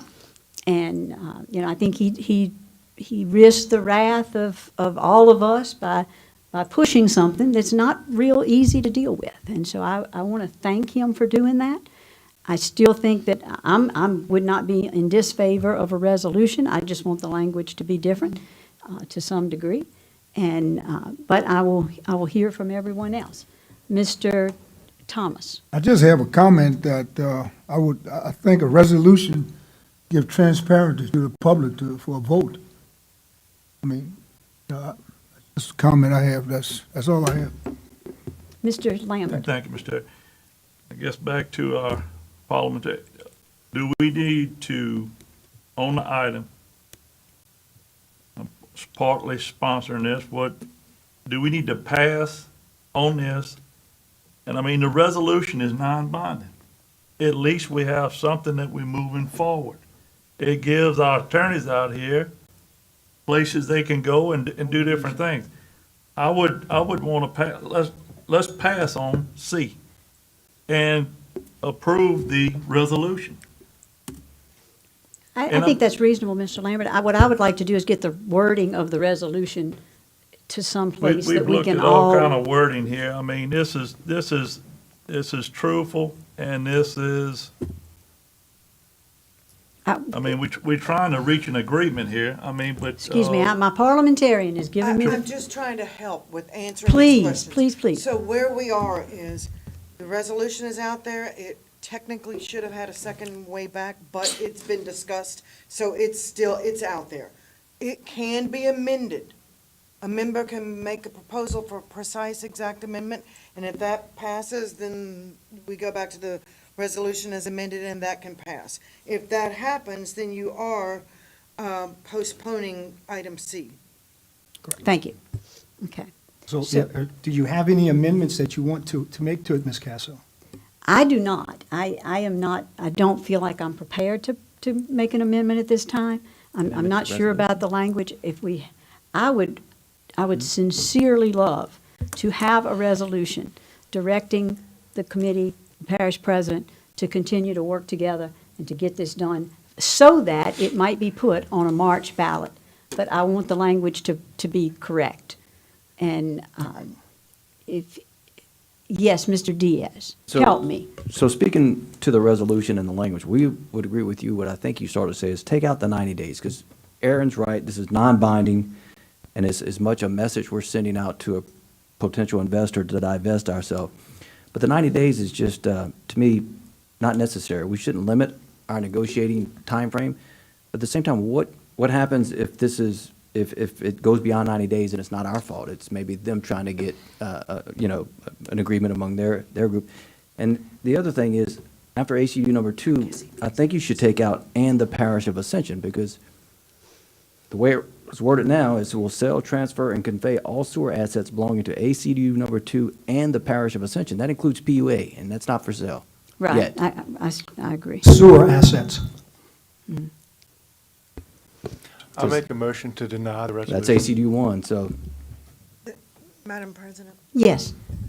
the way to reject the resolution is to vote against it. Okay. So that motion would not be the Would not be mechanism. pertinent, correct.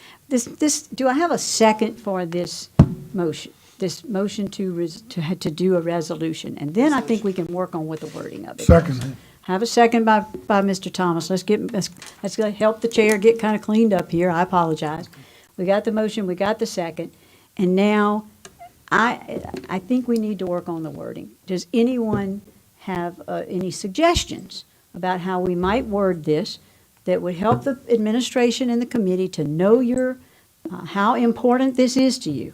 And that, because I'm going to tell you, 90 days, it is far sooner than 90 days that all of the work must have been done to be on the ballot for March. I don't know the exact date. Does anyone know that? I think it's early in October. No, ma'am. For the March 20th, it's 58 days prior. So you're looking at early to the middle of January is when you Okay. would really need to have it. And that's why I didn't disagree with this exception to change it to 90 days, because 90 days brings us until the middle of December. So we would still have a full month after that to resolve everything. So time delays are not the problem. Right, okay, good deal, good deal. I appreciate that clarification. So we have a motion, a second, and a clarification that the 90 days is not an issue to the it won't impede us getting this on the ballot Correct. for the March 20th. And the ballot. reason 90 days was put on is if you kick it beyond that, then you can't make the make the March deadline. 20th ballot. You won't have. Mr. Diaz, any? It seems moot. It really does. I mean, And I don't know of anyone for this from NWI I mean, really had some really productive meetings. But, we would also, while we're talking about changing, making edits, it says here, election of the voters residing within ACU number 2. It would actually be a parish-wide election. So while we send a message, let's make sure we're accurate. But also kind of goes to this whole point that we've kind of had, it's when you do resolutions on the fly. Right. We miss a lot of things. Right. And we always come back and have to clean up, so. Right, I agree. So if we're gonna do it, I'm fine let's with try that. to do it right. So, Mr. Ogeron, would you be, I'm just throwing this out there. We have a meeting on the 1st of October. Could we clean this resolution up, get it right, and I will put it on the agenda as a resolution with the appropriate wording, and everybody will have the opportunity to review it, and I commit to you, it'll be on that agenda, and we will vote on it then. Could you tolerate that? That we get this, we even maybe get our attorneys to help us to make sure this language in this resolution, although it's not binding, I think we truly do want our administration to understand where this council is and where we hope they will be and where we can move in order to be on the ballot on March the 20th. Mr. President, Mr. Diaz, Mr. Lawler, do you have any thoughts on this? Could we come together in our next regularly scheduled council meeting and do a resolution, clean, well-written resolution on behalf of this council with its instructions to the administration and to the committee? With the progress of the meetings we had, good faith is in your actions, and we've shown that. I believe we have. And those members know that, because we sat around that table and we looked eye to eye, we gave our word on what we were willing to do. And that's good faith, your action. You can have all the resolutions you want. If you're not willing to step up and proceed and walk the path, none of it matters. But you can do a resolution, it's not binding, but good faith is in your actions. It's what you do. And we committed to everyone, we all committed in that room. So that's what I hold true. Okay, I agree, sir. Are there any other comments? All right, the gentleman who brought this need to tell me, we can do a vote on that. Do you object to deferring this until next meeting with a clean, well-written resolution? I don't object, but as it is possible under sunshine laws, I want to participate in these conversations. I think part of the issue is between several of us is the concerns that we have 4 individuals from the council stepping in and making a decision and making arrangements for 11. And I think some of us are feeling left out, especially those of us who have worked hard to this point to get there. I appreciate that, And sir. so, I think that what you need to do with these meetings is you need to keep the rest of us better informed on what's going on.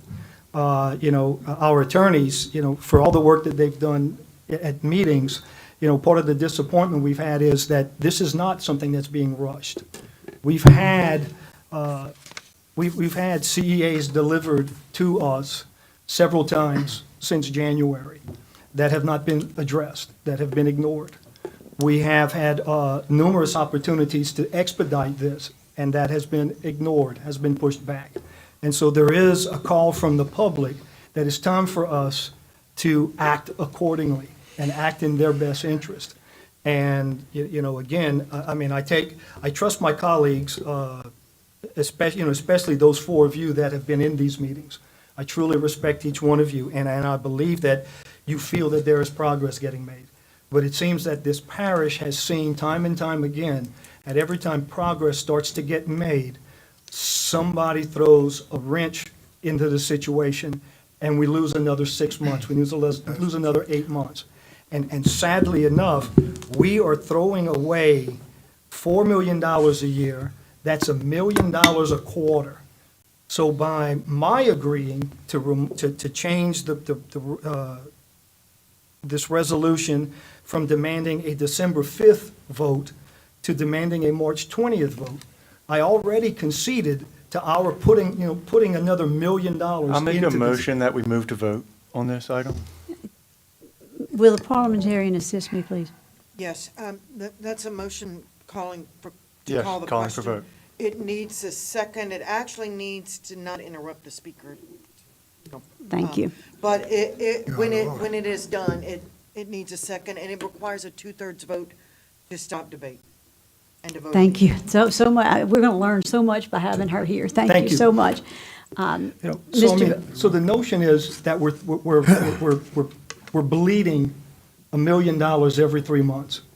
And continuously pushing this further down the road is costing us time and time again. I mean, we were almost there last December. And then one issue came up and another issue came up. So since then, we've thrown $3 million into a sewer system that we're not getting anything out of. And at some point, we need to stop the bleeding. And we all so I would appreciate that. I would consider changing the language of the resolution to strictly say that Ascension Parish will put the decision of selling the assets of ACUD number 2 on the March 20th, 2021 ballot. Is that a simple resolution? Simple resolution. That Just Ascension that we Parish will put it on the, we will So put it you're on going to the need to amend your motion for your I am original? amending it at this point. Is that, And what he could do is withdraw Withdraw the this first one? And if there's no objection, then he can present the new one Okay. in writing. I will withdraw The original? original, and I will submit, if you need to take a moment, please do. again, I can, do I have to write it before I say it, or can I say it and then write it? Either one. Okay, But when he goes to the chair, it has to be in writing. correct. Let's say you do them both at the same time. Yeah, See, he froze, he couldn't do it. I'm not a defense lawyer. Mr. Robert, do you have a, Yes, Madam Chair. Since he withdrew it, I make a motion to call to vote to the original item on the agenda. well, it's not, he's withdrawn that. But, well, he's withdrawn it, but whatever's up here, I call to vote to it. I mean, what are we doing? We appreciate that. We don't have, you're just going to have to be patient with us. We're working through this. And we're Whenever doing he it. withdrew it, it goes to the Mr. original Robert. agenda item, though, correct? Mr. Robert, don't argue with me, please. We are doing this with the help of the parliamentarian, and we will let her guide us as she has been doing. And this is challenging. When the motion is withdrawn without objection, it is correct, it would go back to what is on the agenda. There was a statement that a new resolution would be made. So, I mean, there was a statement that a new resolution would be proposed. So if we go back to, I think it's C, if we go back to that, then in debate, a new resolution could be made Okay? by the same council member. But even though I put that motion in before the resolution was made? Right now, there is withdrawal of the proposed resolution. And my motion should be next, So it goes back to the agenda, which I made a motion on. but when we take it up at the time, a new resolution or amendments could be made.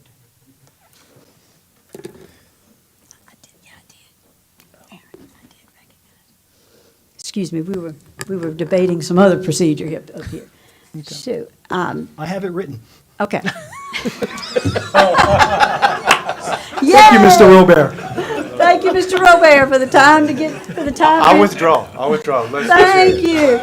Look, Thank you for that extra time, Joel, I appreciate it. look, we help each other out up here. Yeah. All right. Now, Madam Parliamentarian, may I recognize the gentleman who had the original resolution for his Yes, ma'am. amended motion? Okay.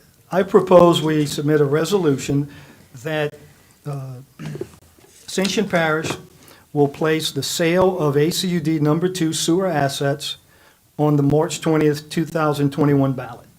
Very simple resolution that says that we were going to get that accomplished. So now we need a second. Second. Have a motion and a second that this will, the Ascension Parish, give it to me so I can read it back accurately, because it's, Ascension Parish will place the sale of ACUD number 2 sewer assets on the March 20th, 2021 ballot. thank you very much. Thank you. You have a- And if you can't read the scribble scrabble, I'll come out there to interpret it for you. Look, I'm open to any kind of help tonight. I have a motion and a second. Is there any further discussion? Are there any objections?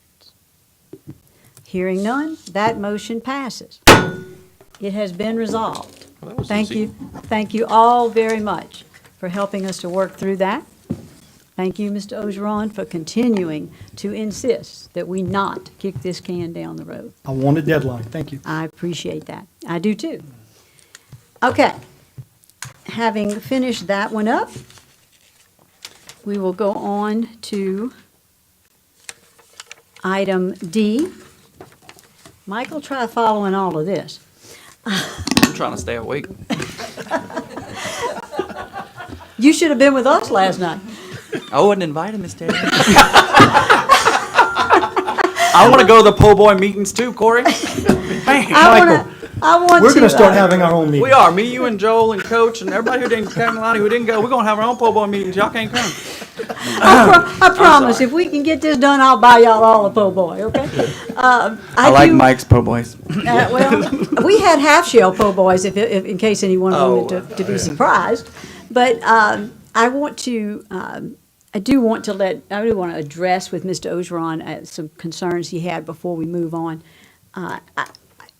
We ended our meetings last night. We reported on them today. So I feel like we promptly let you know what we were doing and how we were progressing. So I don't want the public to think, and I don't want you to think, that we are keeping anybody in the dark. I promise you, there is no intent for that. It's just you can only have so many people in a room at one time and get anything done. And so we have, I think the president decided that he could, and he can legally, pull together a kind of ad hoc committee to just kind of help him get this work done. And he asked me who I thought that ought to be from the council side. And I chose the individuals that I did out of no disrespect to the ability of anyone else, but because of how well I thought the personalities would mesh in the room, and that they were representative of all the areas of the parish that would be affected by this decision.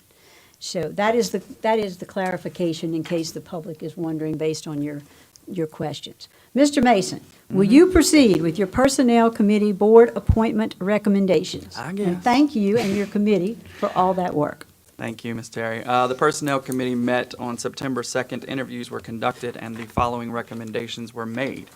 Recommendations for planning and zoning, I will read them one by one, and we take them individually, right, Ms. Terry? Yes, Okay. one by one. All right, recommendations for 2 openings. Our first recommendation was Mr. Robert Hodgson, a new appointment finishing a term. Motion. Second. Have a motion by Mr. Lawler and a second by Mr. Cagnolati to approve Mr. Robert Hodgson as a new appointment finishing a term on the Planning and Zoning Commission. Are there any questions? Any objections? Hearing none, that motion passes. Our second recommendation for planning and zoning was Mr. Richard Carmouche, a new appointment finishing a term. Motion. Second. Have a motion by Mr. Wagasback, a second by Mr. Lawler to, was that Dal or was that? Yeah, that was Dal. That was me. I was like, I don't think I've ever heard Dal make a motion, so let me make sure I heard that right. A motion by Mr. Wagasback, a second by Mr. Lawler for the appointment of Mr. Richard Carmouche, a new appointment finishing a term. Are there any questions? Any objections? Hearing none, that motion passes. And that is all Personnel Committee's recommendations for planning and zoning. Next, we make recommendations for Child and Youth Services Planning Board. The first one is Mr. Mike Brooks, a new appointment for a 2-year term. Motion. Have a motion by. Second. Have a motion by Councilman Thomas and a second by Councilman Ogeron for Mr. Mike Brooks, a new appointment for a 2-year term. Are there any objections? Or any questions? Hearing none, that motion passes. The next appointment for Child and Youth Services Planning Board is Ms. Rebecca Washington, a new appointment for a 2-year term. Motion. Have a motion by Mr. Thomas and a second by Mr. Ogeron for Ms. Rebecca Washington, new appointment to a 2-year term. Are there any questions? Any objections? Hearing none, that motion passes. Our next recommendation for Child and Youth Services Planning Board is Ms. Brittany Keene, a new appointment for a 2-year term. Motion. Have a motion by Second. Councilman Cagnolati, a second by Councilman Ogeron for Ms. Brittany Keene, new appointment to a 2-year term. Are there any questions? Any objections? Hearing none, that motion passes. Personnel Committee's next recommendation for Child and Youth Services Planning Board is Brandy Gonzalez, a new appointment for 2 years. Motion. Second. Have a motion by Mr. Cagnolati, a second by Mr. Ogeron for Brandy Gonzalez, a new appointment to a 2-year term. Are there any questions? Any objections? Hearing none, that motion passes. Our next recommendation for Child and Youth Services Planning Board is Miss Amy Poche, a new appointment for a 2-year term. Motion. Have a motion by Mr. Robert, a second by Mr. Ogeron for Amy Poche, a new appointment for a 2-year term. Our next recommendation for the Child and Youth Services Planning What- Board. Did I bang that guy? Oh, I'm sorry. I got really excited. Any objections? Hearing none, that motion passes. I told you I'm falling asleep. The next one is Miss Ashley Fuller, a reappointment for a 2-year term. Motion. Have a motion by Mr. Cagnolati, Second. second by Mr. Thomas for Miss Ashley Fuller for a reappointment of a 2-year term. Are there any questions? Any objections? Hearing none, that motion passes. Our next recommendation is Miss Carolina Hernandez for a reappointment of a 2-year term. Motion. Have a motion by Mr. Cagnolati, a second Second. by Mr. Wagasback for Miss Carolina Hernandez, reappointment to a 2-year term. Any questions? Any objections? Hearing none, that motion passes. Our next recommendation is Miss Josette Guillory, a reappointment for a 2-year term. Motion by Mr. Cagnolati, Second. second by Mr. Ogeron. Are there any objections to Ms. Josette Guillory, reappointment of a 2-year term? Hearing none, that motion passes.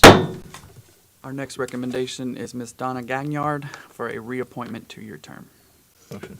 Have a motion by Mr. Cagnolati, a Second. second by Mr. Lambert for Ms. Donna Gagnard, a reappointment to a 2-year term. Are there any objections? Hearing none, that motion passes. If somebody has a question, y'all jump in there because I'm about tired of asking. We're just going to go to the objections. Our Next, next recommendation, Miss Andrea Perkins, reappointment for a 2-year term. have a Motion. Have a motion by Mr. Robert, Second. second by Mr. Thomas for a reappointment to a 2-year term for Andrea Perkins. Are there any objections? Hearing none, that motion passes. And our final one for Child and Youth Services Board is Miss Veronica Hilliard, a reappointment for a 2-year term. Have a motion by Motion. Second. Mr. Wagasback, a second by Mr. Thomas for Ms. Veronica Hilliard, reappointment to a 2-year term. Are there any objections? Hearing none, that motion passes. Y'all needed po' boys at this meeting. Goodness gracious. We haven't met in like 5 months, so it was well overdue. Well, we thank you, And COVID. I do appreciate, I want to take the time and appreciate the Personnel Committee members for braving the COVID and coming out, and because we have to meet in person, so I appreciate you guys coming out and doing that. Our recommendation for West Ascension Hospital District Board. Motion. Have a motion by should probably say Mr. the Thomas, a second by Mr. Robert for Mr. August Gomez, a new appointment finishing a term. Whoop, that's kind of a conflict, isn't it? Well, it's a new appointment finishing a Yes. term. Yes. Yeah, because somebody All right. resigned. Any objections? Hearing none, that motion passes. Recommendation for the Library Board, bless you. Motion. Second. Have a motion Do I by have to Mr. say the Thomas, names? a second by Mr. Lambert for Linda Moses, new appointment for a 5-year term. Ms. Terry, do I have to say the names, or are you saying it's good enough? I think you should say You the name. you usually say them, I've just been repeating them. Okay, I'm just making sure. Did I jump ahead of you on that? one? No, the motion was made before I could finish. Oh, okay. That's why I'm asking, like, do I have to say the names, or can they jump the reading? I think we have to say a name at some point to know what the motion is for. Yeah, Okay. say the name, I please. will, thank you. So now our recommendations for the Human Resources Review Board. We have Ms. Keisha Tassan, a new appointment for a 4-year term. Motion. Have a motion by Mr. Wagasback, Second. a second by Mr. Cagnolati for Keisha Tassan, new appointment to a 4-year term. Any objections? Hearing none, that motion passes. Our next one is Ms. Lindsay Baker, a new Motion, appointment for 4-year. if he's ready.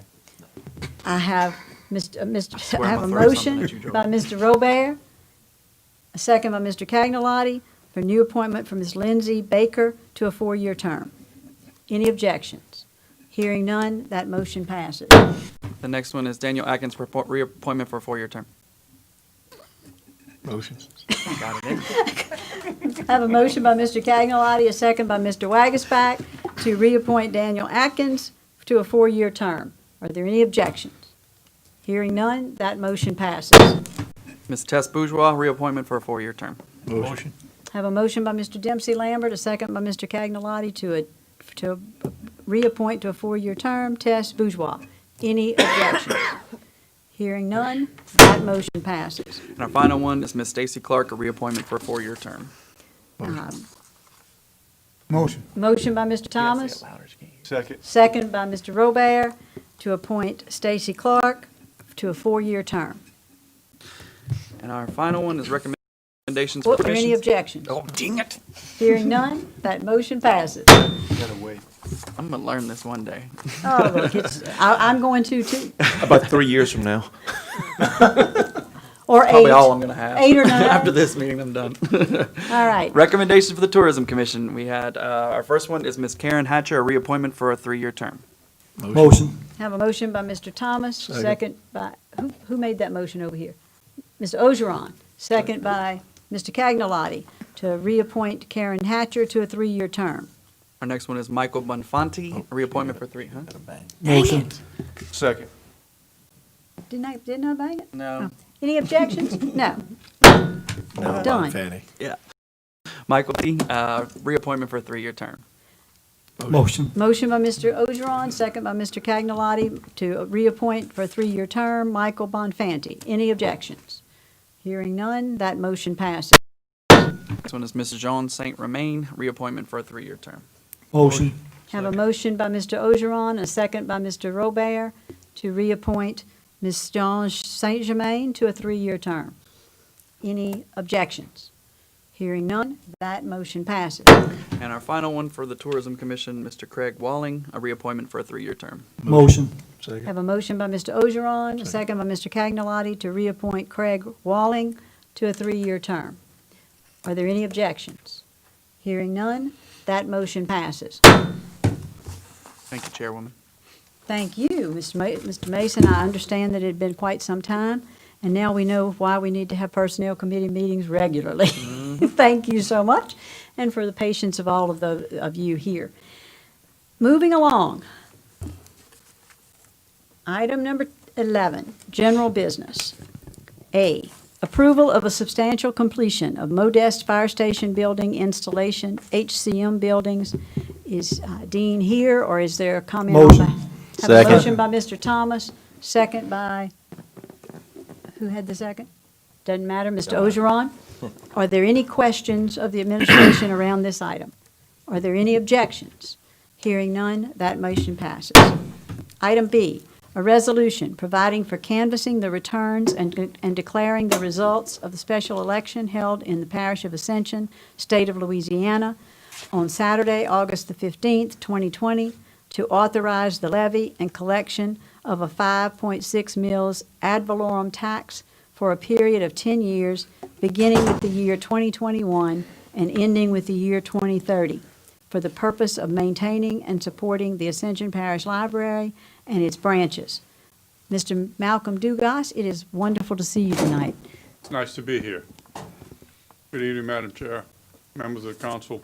I am here to report on the results of the tax renewal for both the library and mental health.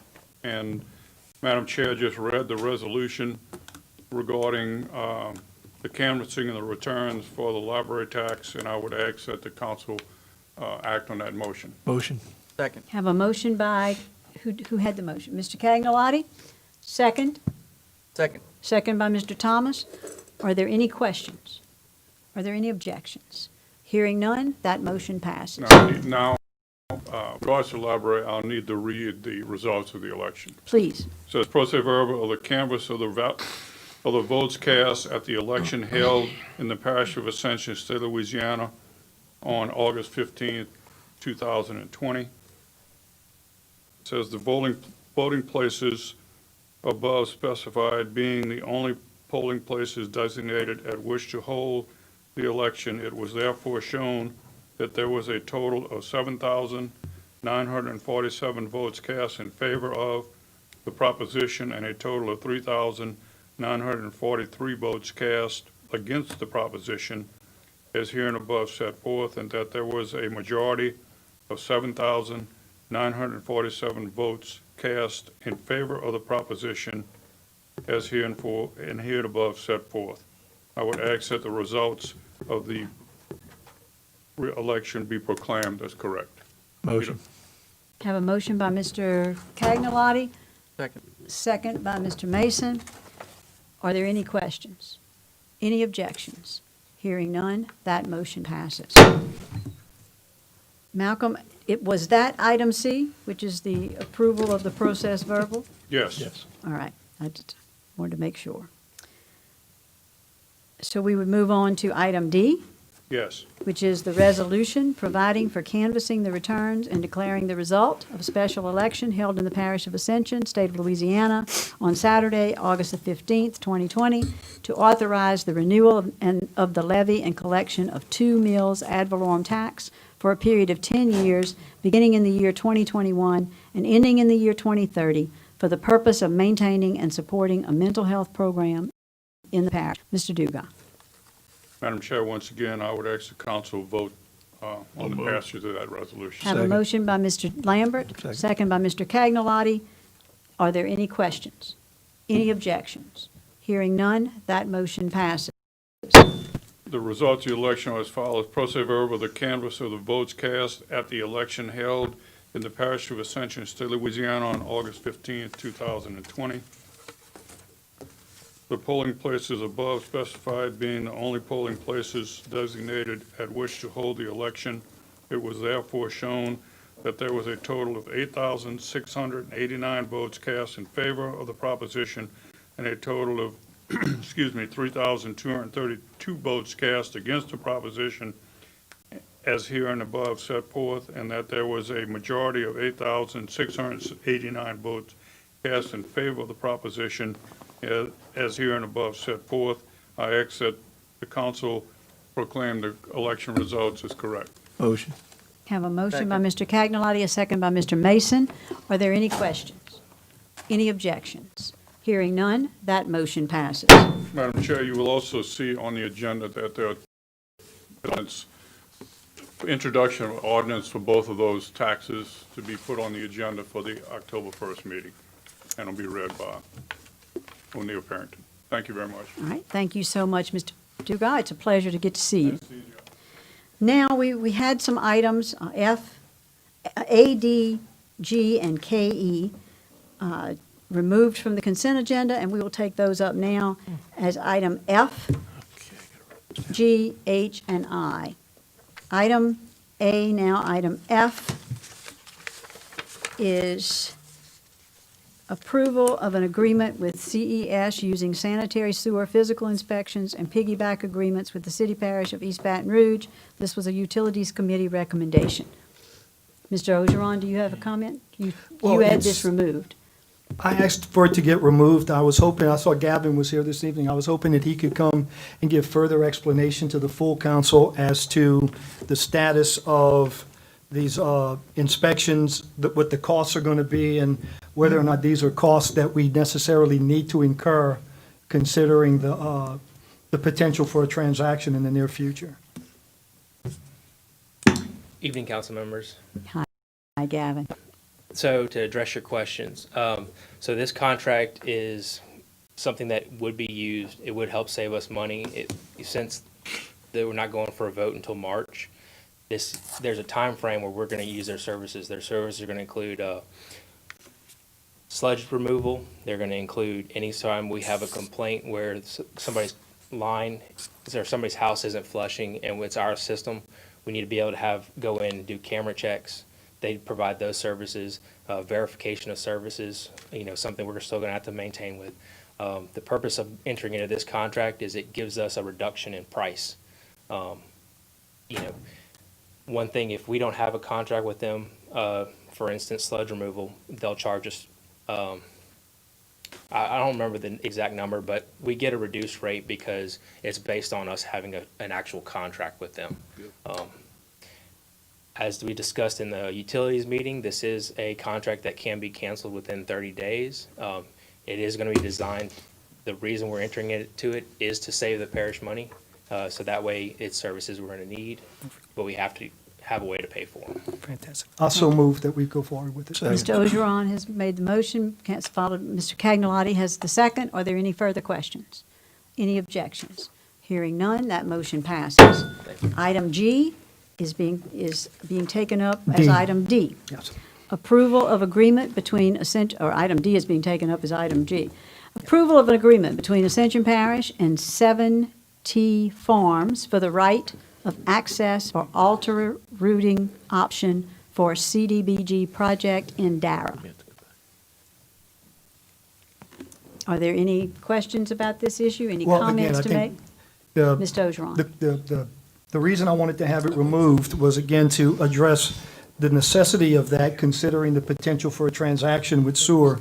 Well, how does that bind us? What are the issues that we're going to be facing?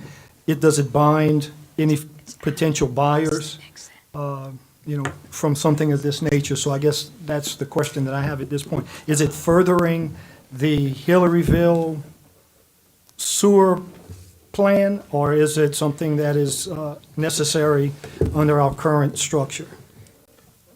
This contract is necessary for us to be able to finish a grant project that we have located in the Darrow area.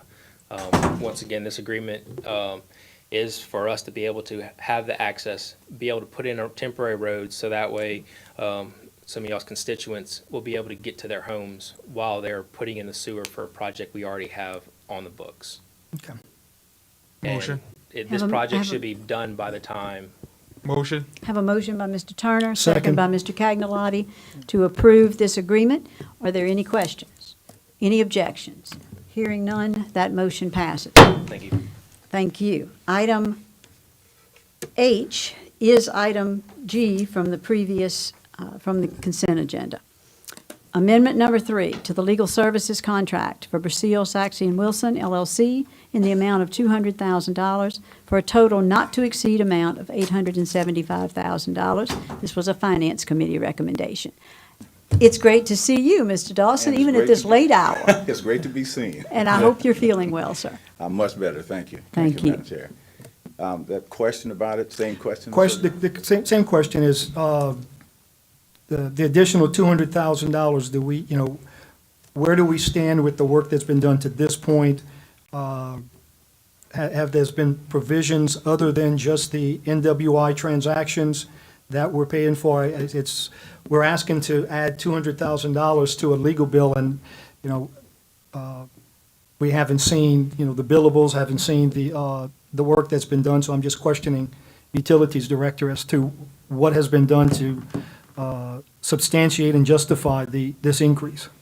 Okay, I think that even during the Finance Committee meeting, we stated that over $675,000 or so was spent last year on the previous administration. $400 and some odd thousand dollars of that money was spent for financial evaluation and legal evaluation. So $200,000 was spent for legal evaluation of varying need, okay, and questions that came from council, questions that came from administration to give clear direction to evaluate the proposition in CEA that was presented to the council and to the parish. Now, it's an estimate, we just estimated $20,000 because there was some initial work that was done. Remember, we had a negotiating committee, and also this particular firm assisted us with, some of that effort, and we have some things in the arrears that we need to take care of that. And plus, as we move forward with even some conversation that I heard tonight, about all the things that's necessary coming up, that fee was placed at $200,000. Again, this is by the drink. This is by the work that's being done and by invoices that's submitted, by this legal firm to administration and to me for evaluation. Now, if there is a request for all the details of the reason for the invoice, I can get with finance and I can send them to you, which everything that they've done, who they talked to, how much time they spent, is clearly spelled out. It's getting late when you have a little I curve. I don't want to hear how much time David has spent with me. No, right. I don't want the taxpayers to charge me for that Yeah, I time. think they specified the name of who they talked to. So. Yeah, please, I mean, could we like do initials or something? I Yeah, mean, yeah, okay, we can block that. something that don't make us look quite so bad, because I've Are got. there any other TCs up there? No, there's not. There's not. But I'll answer to anything. But I'm really hopeful that we can get this work done. David and Tim have been willing to speak to me early in the morning, late at night. I now have gotten with David where I do recognize how busy he is, and I send him a text and say, will you call me when you have a minute, like in just a minute? And, and he does that as quickly as he can. So I appreciate him very much. Are there any? Motion. I have a motion by Mr. Ogeron, a second by Mr. I'll give Aaron one, John. Second by Mr. Lawler, because those two guys don't agree on much either. So we'll have them with a motion and a second, and we will have any questions, any objections. Hearing none, and that motion passes, and I do congratulate and thank Mr. Tim Hardy and Mr. David Fleshman for their work on our behalf. Thank you so much. Great job. All right, let's see, the next one, item I is item KE. So item KE is the contract, sir, it's a bid quote item to accept the lowest responsive bid or quote as follows. Contract services to sandblast and paint the interior of tanks at Hillaryville, Eagle Industrial Equipment, $52,850, request for quote. And I guess I have the same question that I've been asking. In lieu of the potential transaction and the potential for, disengaging Hillaryville, is this an option, is this an action that has to be taken immediately, or can this be delayed for us to be able to consider moving forward and getting out of the sewer business? Yeah, I appreciate your question, Mr. Councilman. No, this is associated with the Hillaryville project. This is associated with the CDBG grant that Gavin spoke about earlier. Okay. I can say that the efforts of this administration, the efforts of the parish, we've reduced the initial cost of doing this from almost $400,000 to $600,000 to repair the second train to maybe 100 and some odd thousand. So, and Dean Thomason has done a great job of putting that efforts forward. The reason why we need it is because looking at the capacity that's required for treatment, those are 80,000 gallons per day trains, and we were over probably about 13 to 15,000. So we needed the second train so that we would not be overstepping and overusing the other train, which could break some numbers and cause us to have some discharge issues. So it was required because calculation of the capacity needed, we need to have the other train. And instead of paying the initial cost of what it was estimated, we were able to engineer that to reduce it down to a very minimal cost. Motion. Have a motion by Mr. Ogeron, a second by, I have a question. okay, well, who's going to have a second? Second. Mr. Thomas is seconding it, and now Mr. Wagsback has a question. Yeah, just curious, Ken, I mean, so do we need the second train? You saying we need the second train for the capacity? Because I Yes. thought we were pretty well under the numbers for the first train, so I'm just, Oh, no, it's just a no. general question. Looking at calculations, with our team and engineers, we were over the capacity for the first train, and we had to get the second train on board to make sure that we wouldn't So it's- exceed number of discharges. Right. Yeah. No, I just seem to remember earlier this year, we were like at 25%, so have we added Well, I that mean, many customers? Yes, well, we're at 25% now because the project for CDBG has not gone to Hillaryville. Okay, The project for CDBG will now add all those systems that are now individual that will go to Hillaryville, and all those ITUs that are out there will be connected to the Hillaryville plant. okay, so we're doing this anticipation of adding customers Oh, yeah. to Hillaryville. That project is probably maybe 90-something% complete. If you go down 22, you'll see that those green pipes all Yep. up and down there. So we're in the process of finishing the connection. So once that happens, all that flow that's going to ITUs and other areas will be coming to the Hillaryville plant. Okay, thank you. Thank you. So we have a motion, a second. Any other questions? Any objections? Hearing none, that motion passes. All right, that finishes up the work from the consent agenda that was removed, and now we will move on to the introduction of ordinances in item number 11. A, introduction of an ordinance to amend the Unified Land Development Code Appendix 4, subdivision regulations, Section 17-405, preliminary plat. Motion. Have a motion by Mr. Lawler, Second. second by Mr. Mason, to approve this ordinance, this introduction. We only needed a one motion. It does not require a second, but I appreciate it, Mr. Mason.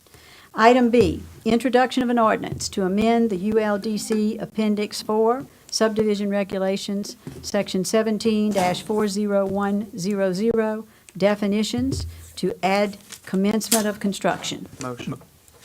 Have a motion by Mr. Cagnawati. Item C, introduction of an ordinance directing the levy and collection of an ad valorem tax of 5.6 mils on the dollar of assessed valuation of all property subject to taxation within the geographic boundaries of the Parish of Ascension, State of Louisiana, for a period of 10 years, beginning in the year 2021 and ending with the year 2030, for the purpose of maintaining and supporting the Ascension Parish Library and its branches. Motion to introduce. Have a motion by Mr. Cagnawati.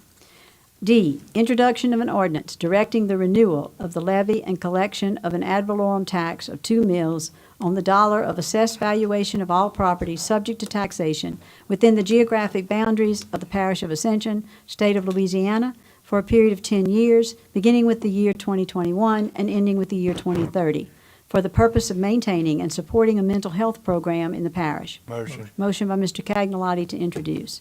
Item E, introduction of an ordinance to amend the Ascension Parish Code of Ordinances, Chapter 18, Political Subdivisions, Autonomous Boards, Commissions and Authorities, Article 11, Consolidated Utilities District Subdivision 3, Public Sanitary Sewer, Section 18-117-2, Community Sewage Systems to be connected to public sanitary sewer. Motion. Motion to introduce by Mr. Mason. Thank you very much, gentlemen. And now, item number 13. Motion to adjourn. Have a motion by Mr. Mason and Mr. Cagnawati, and I would assume everyone else, to adjourn. Thank you all very much. It was a great evening. I appreciate all the very constructive discussion, and I really want to thank our parliamentarian for helping us to manage what were some rather new and unique situations for us.